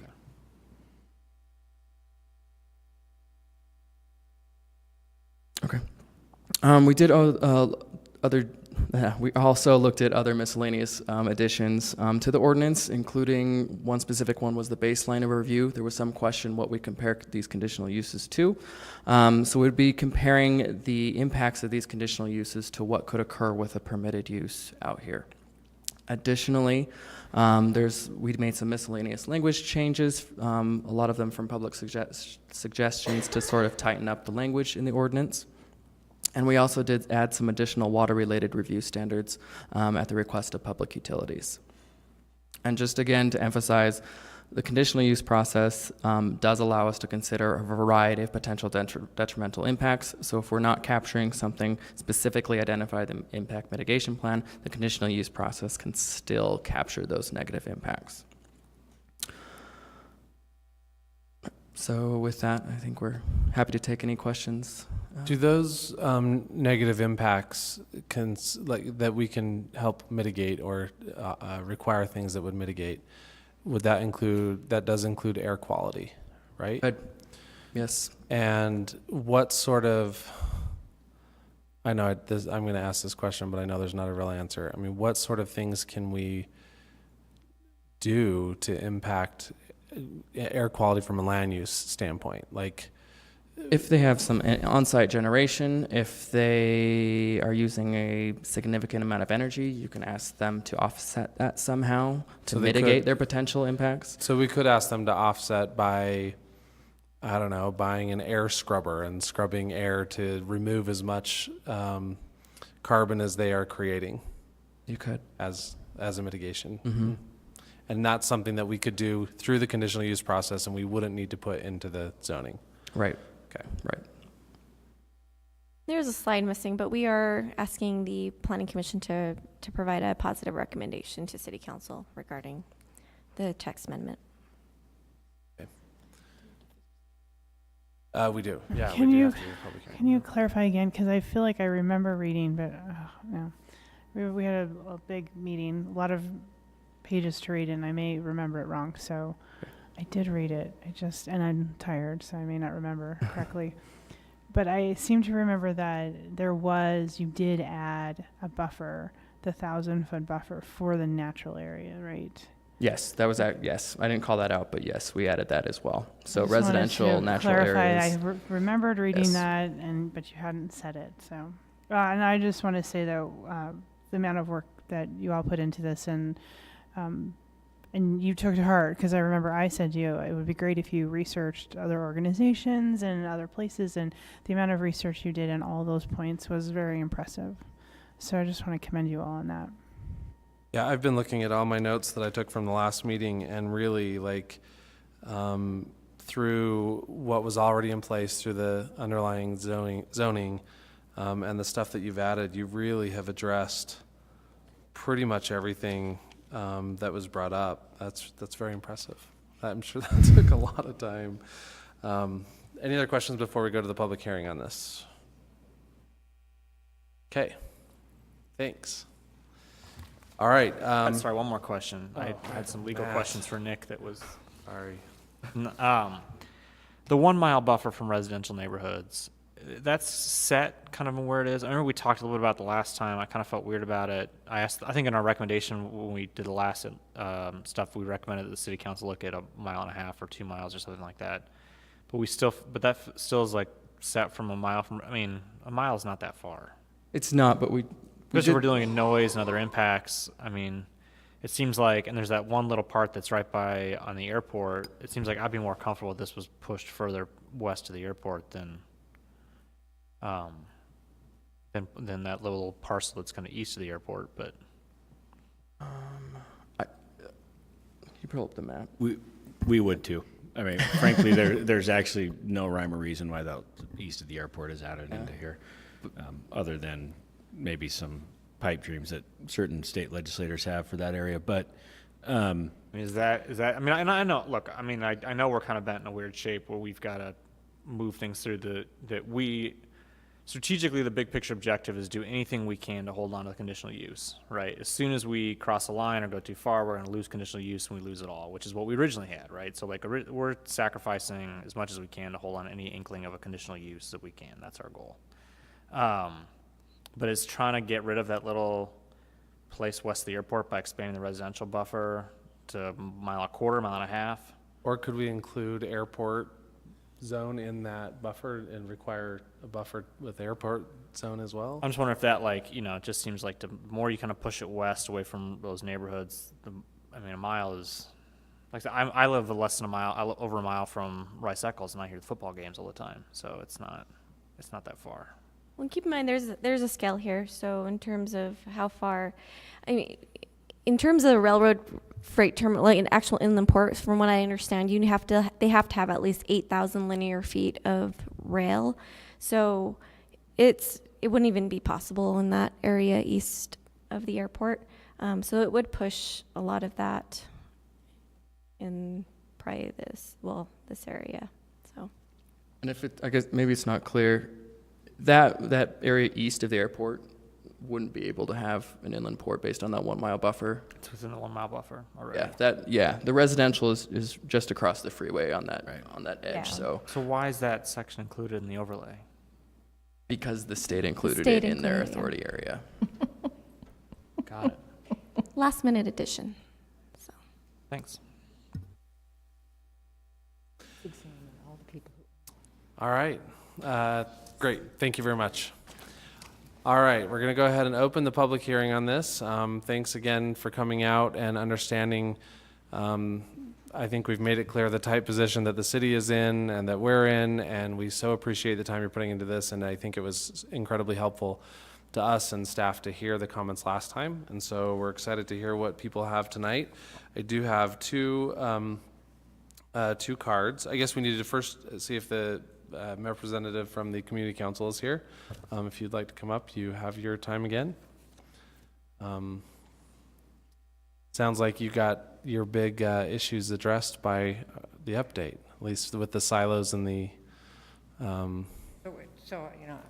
Well, we'll hear what you have to say. We want to, we've been working with the planning commission. Make sure you're into the microphone so we can hear you good. Okay, so we've been working with, so I'm Dorothy Owen, and I am the council chair of the West Point Community Council.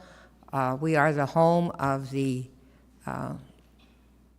airport, the international airport, the state prison, the regional athletics center, the West Point Community Council, the West Point Salt Lake campus of the community college, and we will have a lot of, we aren't the actual site of the potential freight terminal, but a lot of the development is in our area.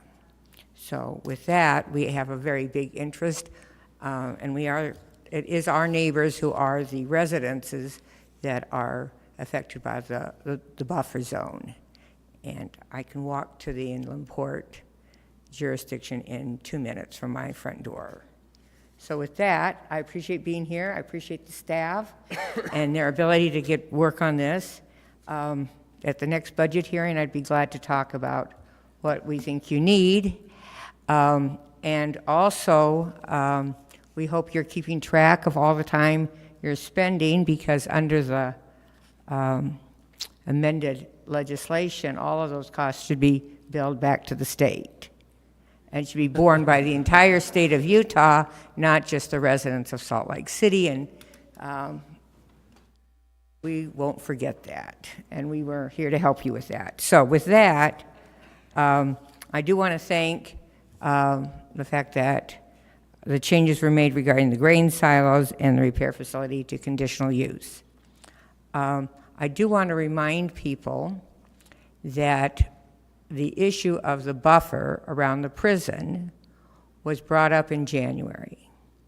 And and as a result of that, the community councils in the area, the 2 landlords, and a number of civic groups met. There was 19 of us, and we responded when we met and basically said that we all agreed, including the landlords, Rio Tinto and Comina Capital, that a 1 mile buffer around the prison was appropriate. We brought that to the city council on February 1st, and we're told that the city council heard us, but they couldn't act on it at that time because of the political situation. So it was quite a shock to hear that when we brought back this proposal that everyone had agreed on, that now we couldn't do it.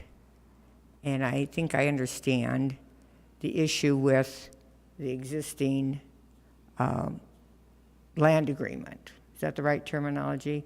Land agreement. It was signed after we brought up the issue and presented to the Planning Commission and presented it to the City Council, and after we were told, we hear you, this just isn't the time to do this. So, given the situation that we're in, we need to be ingenious. So, given that, I did speak with the representative from Rio Tinto about an hour and a half ago when we met at the Inland Port Board meeting, asked him if he was going to be here. He actually thought that maybe he'd go home and be with his family instead. I thought that was wise. And said, we're going to be talking about the buffer around the prison. You know, we met on this, and we all agreed, and you have a copy of the signed letter that we said we all agreed on the buffer. Has anything changed? And his answer was no.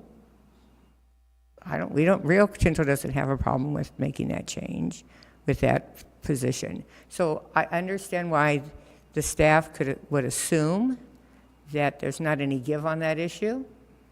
But that is not what our conversations in February were, nor what the conversations were 90 minutes ago. So I think we need to sit down with the proper, we also met in August. In August, the community council invited the two main representatives of the property owners to attend our night out. We had what we called the big issue tent. We also invited Jim Russell, who is with DFCM, to be there, and we had the Department of Corrections there. And we wanted our residents to understand what was going on, but we also wanted to build our relationship with these very critical actors. So we are very much willing to, again, approach them and help put together a meeting and make a decision on this issue. So I know I'm going over my time here, but I think this is really critical. The buffer issue is a really, really important issue for the community. I'm just amazed when I listen to all the work you do about getting it right for the very smallest types of facilities that impact a neighborhood. And what we're talking about is how we treat the prison, which is the largest residential facility, 4,000 people in our community. It will be our largest employer, 1,000 people employed there, 24/7. It will also be the largest volunteer site in our community. So we will do whatever we have to do to help make this work and to help you through this. And I'm just asking that we be creative and see how we can resolve this and not just assume that we can't do the right thing. Last thing I want to share with you is wisdom from the members of the Inland Port Authority. So at the meeting that we just completed with them, they were talking about hiring the executive director. The executive director by state law is supposed to be hired November 1st. That's in 5 weeks. And the board reported back that it would take 4 to 6 months to hire this person. And somebody said, well, the state law says we have to have it done by November 1st. And the board member said, yes, it does, but, and I have to read the quote here so I get it right here, but his quote was, we need to do it right, not fast.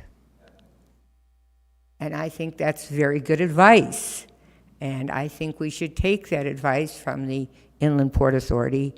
And if they're going to do it right and not fast, that they certainly need to understand that that's the same thing with these very critical zoning decisions. The dilemma of staff is that you have to, deal with the law that's in front of you. So our suggestion is that, yes, you pass something, the best that we can, under the constraints that we have, but you have, as an amendment to that, all the issues and things that need to be addressed and handled in the intervening time afterwards. And then on January 2nd, we go about a process of pursuing those issues and making amendments. There's nothing in the law that says once you zone it a certain way, you can't change it. And I do think we need to talk to our legislators about amending the law. I mean, if the Inland Port is going to ignore it, and actually the governor also ignored his requirement to appoint members by a specific date, I'm not quite sure why Salt Lake City is the only government entity that is paying attention to the law. So with that, my time's up, thank you, and let us know how we can help you with the buffer issue. Thank you so much. I appreciate And your we comments. make great cookies, and we feed people at meetings and everything else. That's so all you need. I we'll work on appreciate it. that. Awesome. Thank you very much. Also, we've got Judy Short on my list.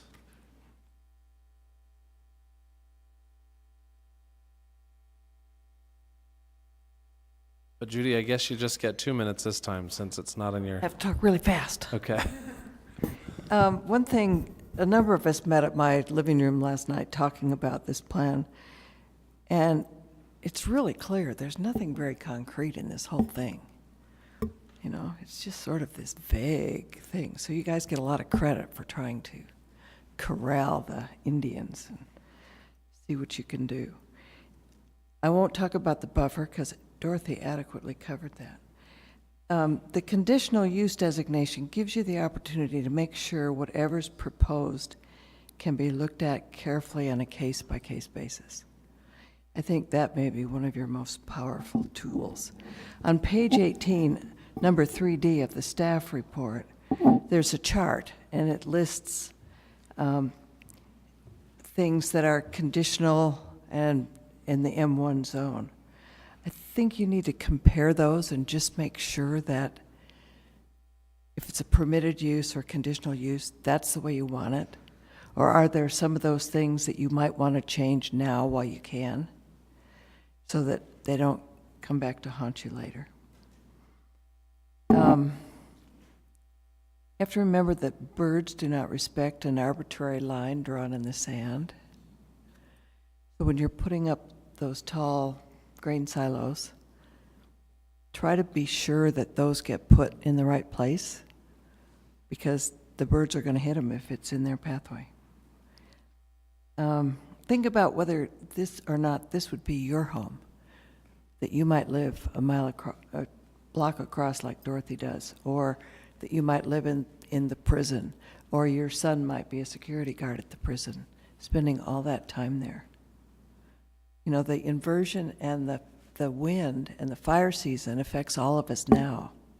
And then we add all of this potential pollutants and air quality issues, and it's a mess. So, thank you. Thank you very much. Next card I have is Steve Erickson. He left? Okay. I don't have any other cards for this, but if anyone else would like to speak, come on up. I think, unless I missed the cards here. I thought I did too. Well, if I didn't read your name, come on up. Who knows?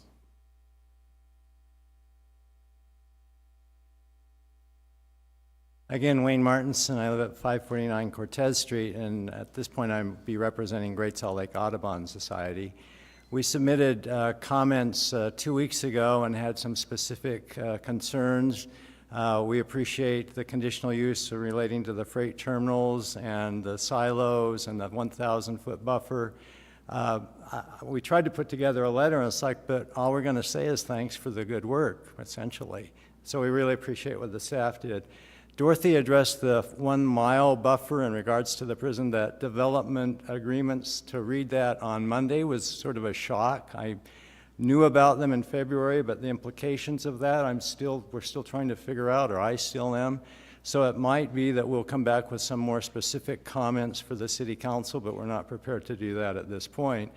And Dorothy's point about we want to work with the landowners to put in that 1 mile buffer, we want them to come back with a letter saying we agree to put that mile buffer in, because that is our understanding that they agreed to that in February. So hopefully we can put that in. I think there's a really good chance of that. There are major concerns about this inland port and how it's proceeding, but in relationship to the zoning text amendments, at this point, we really appreciate the work that the staff has done and that you've done and the way you have listened to people. And if we might be coming back with some additional comments, but right now, thank you. Great. Thank you very much. And sorry, David, I do have your card. Come on up.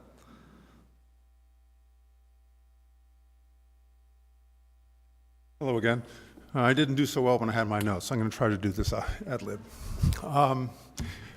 There are so many things we could talk about this, but I'm very, as a planner, I'm very sympathetic to the short amount of time that the planning staff has to do this. And I hope that Dorothy's point about taking it up on January 2nd and continuing with it is taken to heart. The main concern I'd like to voice right now is that the impact mitigation process is still largely up to the applicant to assess what the hazards are that their project represents and also to suggest mitigation measures. The planning staff may be very, very good at urban planning, but they frankly don't have the technical expertise to assess themselves the kinds of reports that they're likely to get in response to that request. So I'm not sure what they're going to do with it. The solution that I see that can be rather quickly incorporated is, as the ordinance reads right now, the planning director has the ability to request third-party reports on these various things. Simply require them for everybody. And that way, the staff won't have to worry about reviewing them because they'll be able to rely on the professional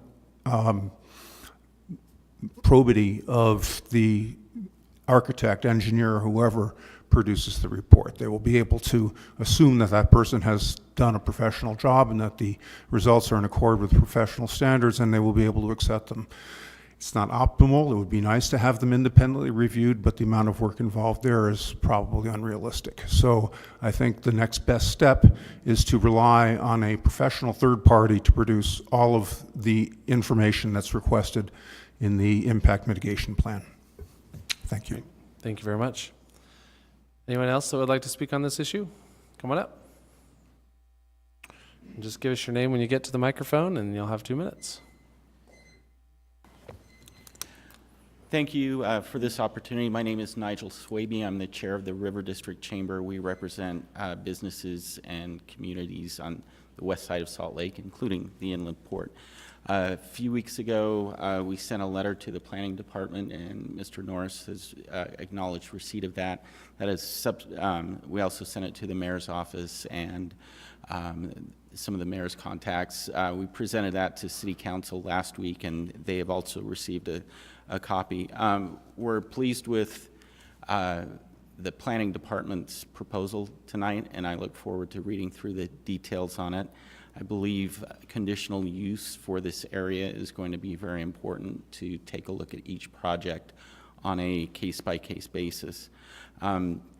As we have seen the Inland Port Board meet, it's clear that they are going to need to rely on 2 entities moving forward, and one of them being the Salt Lake City's planning department, the other being the State Department of Environmental Quality in making their determinations and their planning.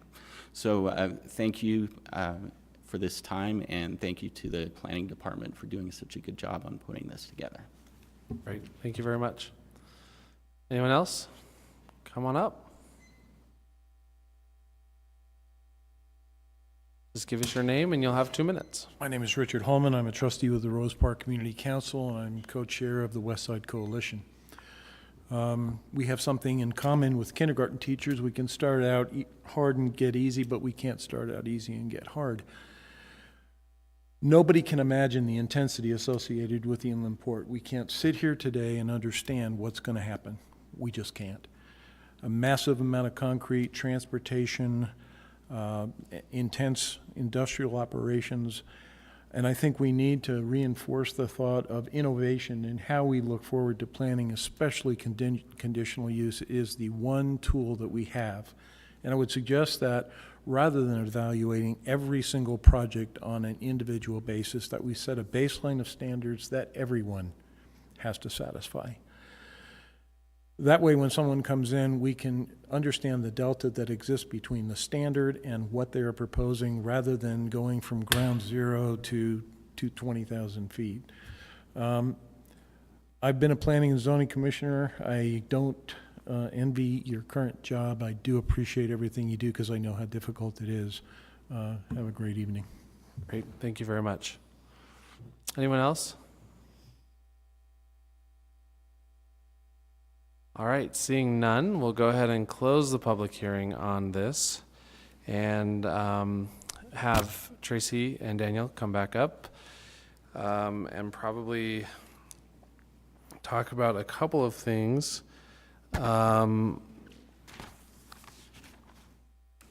don't know. I think the buffer thing, I mean, how is it just do you find it just a waste of time to put the buffer in for the prison just for the sake of putting it in case there is some changes going forward, or is that just problematic? I guess I don't, from what I understand, I don't see the harm in putting it in there. Do you? I'm So fairly neutral about. I've been about thinking that. about this topic, and perhaps one way to address it is to also put in a request that the city council further review the land agreement in relationship to the buffer for a freight terminal, right? And then it kind of, staff has done their bit. They're not saying we shouldn't have it or we should. They're saying based on the circumstances now, but then it kind of puts it in the city council's lap of, this has been identified by the community as, this is what you should be looking at, and we would request that you look at this and if you deem it appropriate, add that buffer. And then it's not on staff to make that decision, but we've highlighted it as important to what we've heard from the community, important to us as we've talked a couple weeks ago, especially in light of the land agreement is what it is. Yeah, I mean, I think that's probably the best we can do. Can you speak to the history of that a little bit? I don't remember there being freight terminal buffer discussion in February, but Yeah. I don't remember a lot from that. I'm just curious. Yeah, so that was part of, I think the title of that petition was like Global Trade Port and Manufacturing Zones Text Amendment. And specifically, there was an existing provision for railroad freight terminals that restricted building another freight terminal within 5 miles of another. I don't know if that rings any bells, but we were reviewing that because with that 5 mile buffer, you essentially couldn't put any sort of inland port in this area. So we went in and removed that provision, but through our research, we found that, I think it was the report that was discussed in the staff report. There was a policy recommendation from the California, I can't remember what it's called. Air Resources Board. Yeah, Air Resources Board, that stated that if you are going to build like a new inland or rail facility, to place it at least 1 mile away from sensitive receptors, I think is what they called it, or sensitive areas, and that includes like schools and single-family neighborhoods. And all that came out after the initial decision to eliminate the 5 mile buffer. Is that what I'm understanding? No, that was part of the same. That was part of the same discussion. Same discussion. So what was the decision that we made originally then? Well, I think that was identified pretty late. I think it was maybe a few days before the Planning Commission had to make the decision. So I think you guys forwarded I believe it was part of your recommendation to consider these Okay. items. I see. So we passed it along asking the city council to. Correct. Okay. It's good to know. Gotcha. Okay, that makes sense. Okay. Let's see. What is the process going forward concerning revisions to this? Is it just like any other land use that we can revisit at any point, at any time, or is the state dictated that we cannot, or how does that work past December 31st? I believe we could still look at additional things after December 31st. The but- bill is silent Yeah. as to Okay. what can be done afterwards. The language is essentially, if the city if the jurisdiction's involved, and there's also Magna and West Valley City here, but, you know, we don't think they're doing anything. If the jurisdictions involved don't adopt an ordinance addressing land use regulation for an inland port by December 31st, then you are deemed to have Permitted. adopted, or you are accepting what the state is telling you that those uses are. I believe that we can amend that, that we can continue to look at this after that date. I think it'll be critical to see what the state legislature does in the upcoming general session and try to work with what they do. So I'm guessing it'll just stay on the radar of staff to consider that as we move forward, probably post-session to see what we, okay. So it's just as long as we know that the door isn't closed. Mr. Scheer brought this up, and we kind of talked about it last time, and I think last time you said that there just really isn't a way to do this, although the statute does allow the director to ask for some sort of third-party assessment. Who does pay for that? Is that something that would be required of the applicant to pay, or is that something that the city has to pay? That's something that we're going to try to figure out with the council. Okay. If the city pays for it, it's a new resource. Yeah. If we're going to put that on the land use applicant, then we need to basically establish that in our fee schedule, that's part of the application fee to be paid prior to any kind of approval. So are we talking in that proposal that third party would be somebody that's not the developer's own consultants? Or would we be saying the developer has to hire specific kinds of consultants, and therefore, because they're acting under their professional capacity, we would believe them? Or would it be that they would be paying for the city to hire a assessor? Yeah, how it's written now is that we would actually pick that consultant. So normally under that process, we would have to put somebody on retainer essentially. So, But, I mean, could we just go not quite that far, but to say that when the developer provides impact assessment, he gets that impact assessment information and data from a professional, rather than, Joe Schmo, the backyard, assessment guy? yeah, that is an option, certainly. Because there are ethics of the qualified professionals. For example, we require environmental assessments to be done by qualified environmental assessment guys, so not your friend.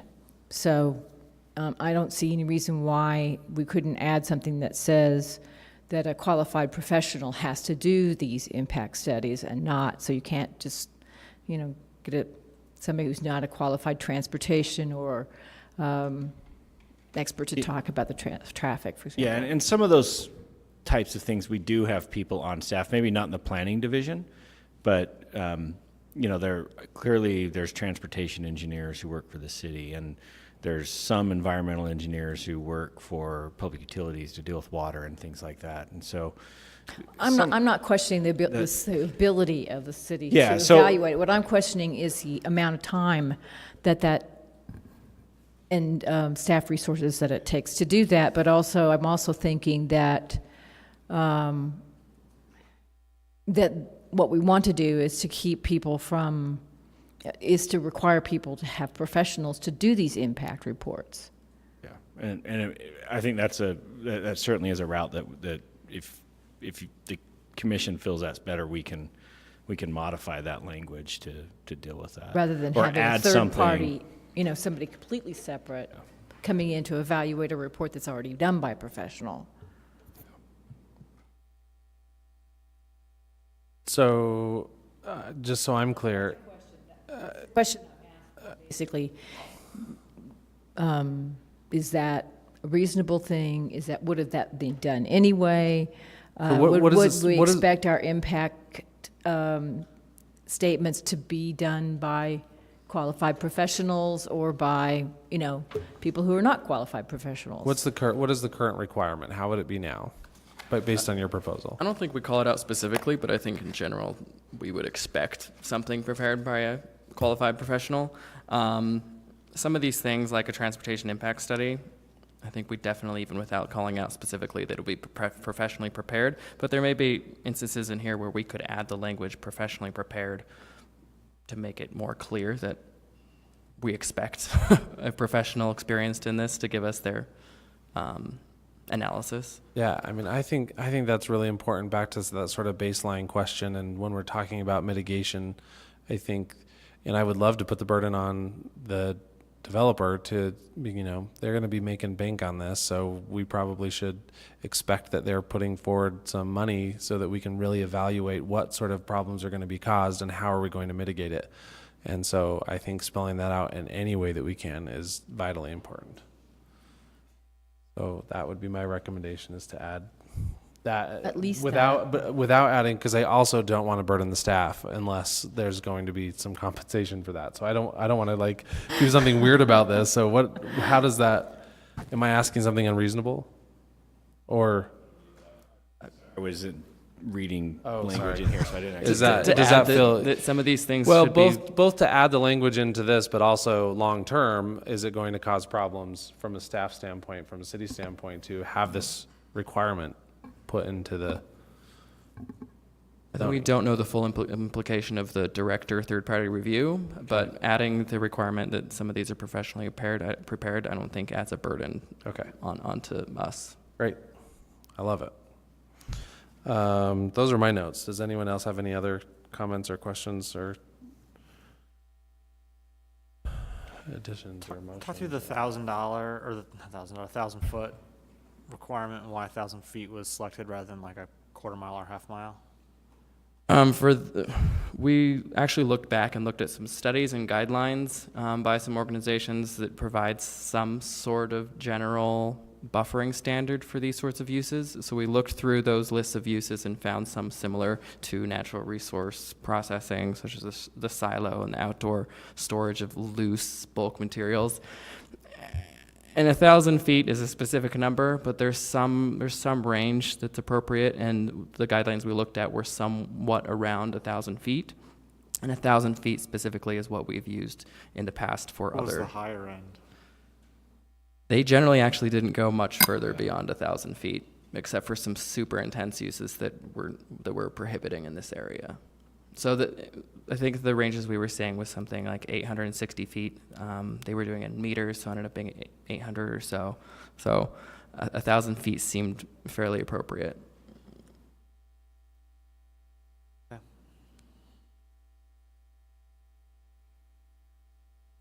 Anything else?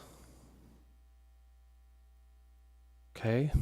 I want to thank staff for the good job on making those revisions. And I'd like to make a motion. Excellent. I would love to hear it, as long as you're including my suggestion. You may have to help me with that. Okay. Based on the findings and the analysis in the staff report, testimony, and discussion at the public hearing, I move the Planning Commission recommend that the City Council approve PLN PCM 2018-00601, the Inland Port zoning modifications, with a recommendation to add. What did you say? Professional. What was the right term? We use professionally prepared Professionally to prepared. those mitigation Impact statements. reports. Impact reports. Impact reports. Does that? Are we there? And what was your? Also to request that the city council further review the land agreement in relationship to the buffer for freight terminals.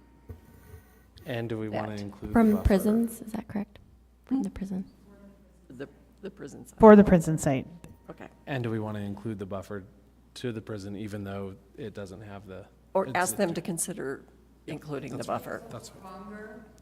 The last time we did this game with the city council, they kind of. Public hearing is closed. So Thanks. I feel like, all we can do is request the city council look at it further, and the more we get into this realm of telling them what to do, the more we're not going to get it. And so I'd like to just stick with we're pointing this out to you. Yeah. And Okay. we'd like you to really consider it and look at it. So, And then I hope get that them the community comes out in force again. I think and- so. So your motion, I don't know if that's clear. Do we want to clarify? Yeah, if you could just restate it. So we have the Okay, motion in here. so to forward the positive recommendation to Right. the city council with the recommendation that they look at the land use agreements by the prison to potentially incorporate the 1,000-foot buffer. And 1 mile. to add to the 1 mile buffer. 1 mile buffer, sorry. The 1 mile buffer, and to add the professionally prepared to the impact, the mitigation impact reports. Good enough, Paul? Sure thing. Hey, Second. we have a motion by Maureen and a second by Amy. And before we vote, I will again echo, thank you so much for all your work. I really appreciate all the staff, and please let the staff know, everybody's worked on it, how much we appreciate it.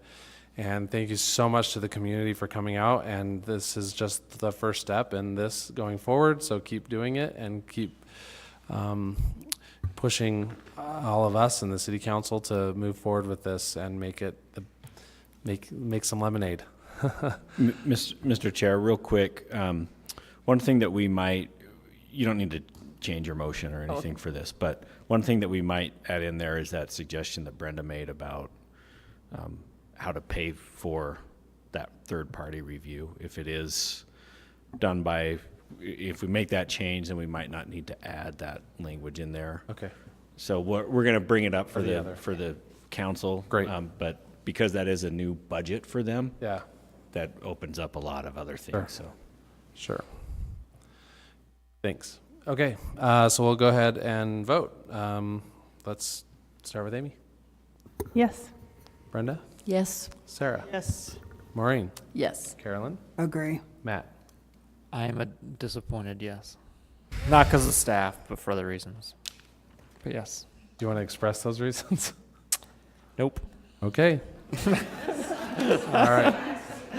Thank you. Before we go, and the public is welcome to leave if you would like, but we have some unfinished business from a previous meeting where we did not elect our chair and vice chair moving forward. As much as I would love to do this forever, I can't. So, and Paul doesn't want me to. So, if we would like to finish that business tonight and vote in a new chair and vice chair, that would be great.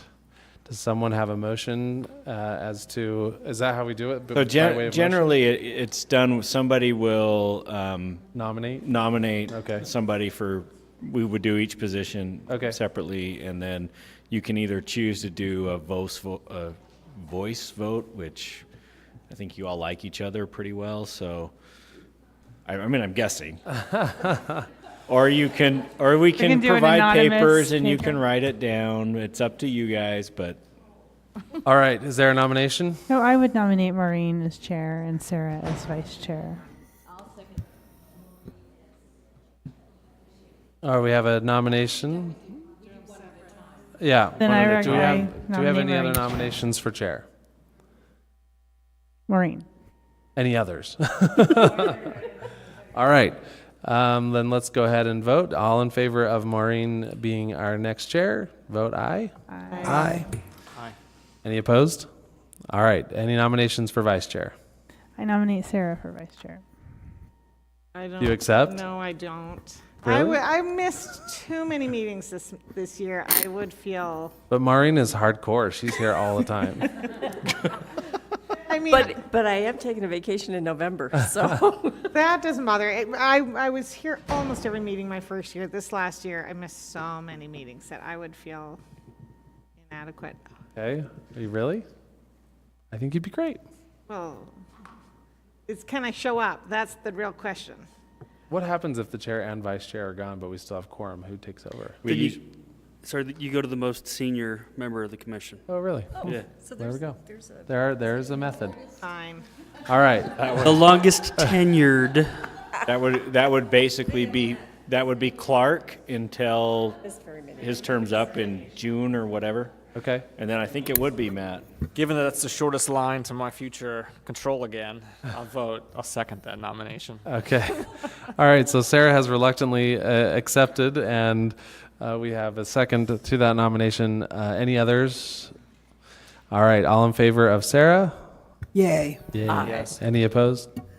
Great. And just one thing for both our new chair and vice chair, we are working on setting up a chair and vice chair training, which is something we, not to the detriment of anyone who's been a previous I did a great job without it, right? We did the best yes, you guys did great with the tools you were given, but that's something that we want to help, that we want to help. It's not just, it would be jointly done with the chair and vice chair of the Landmarks Commission.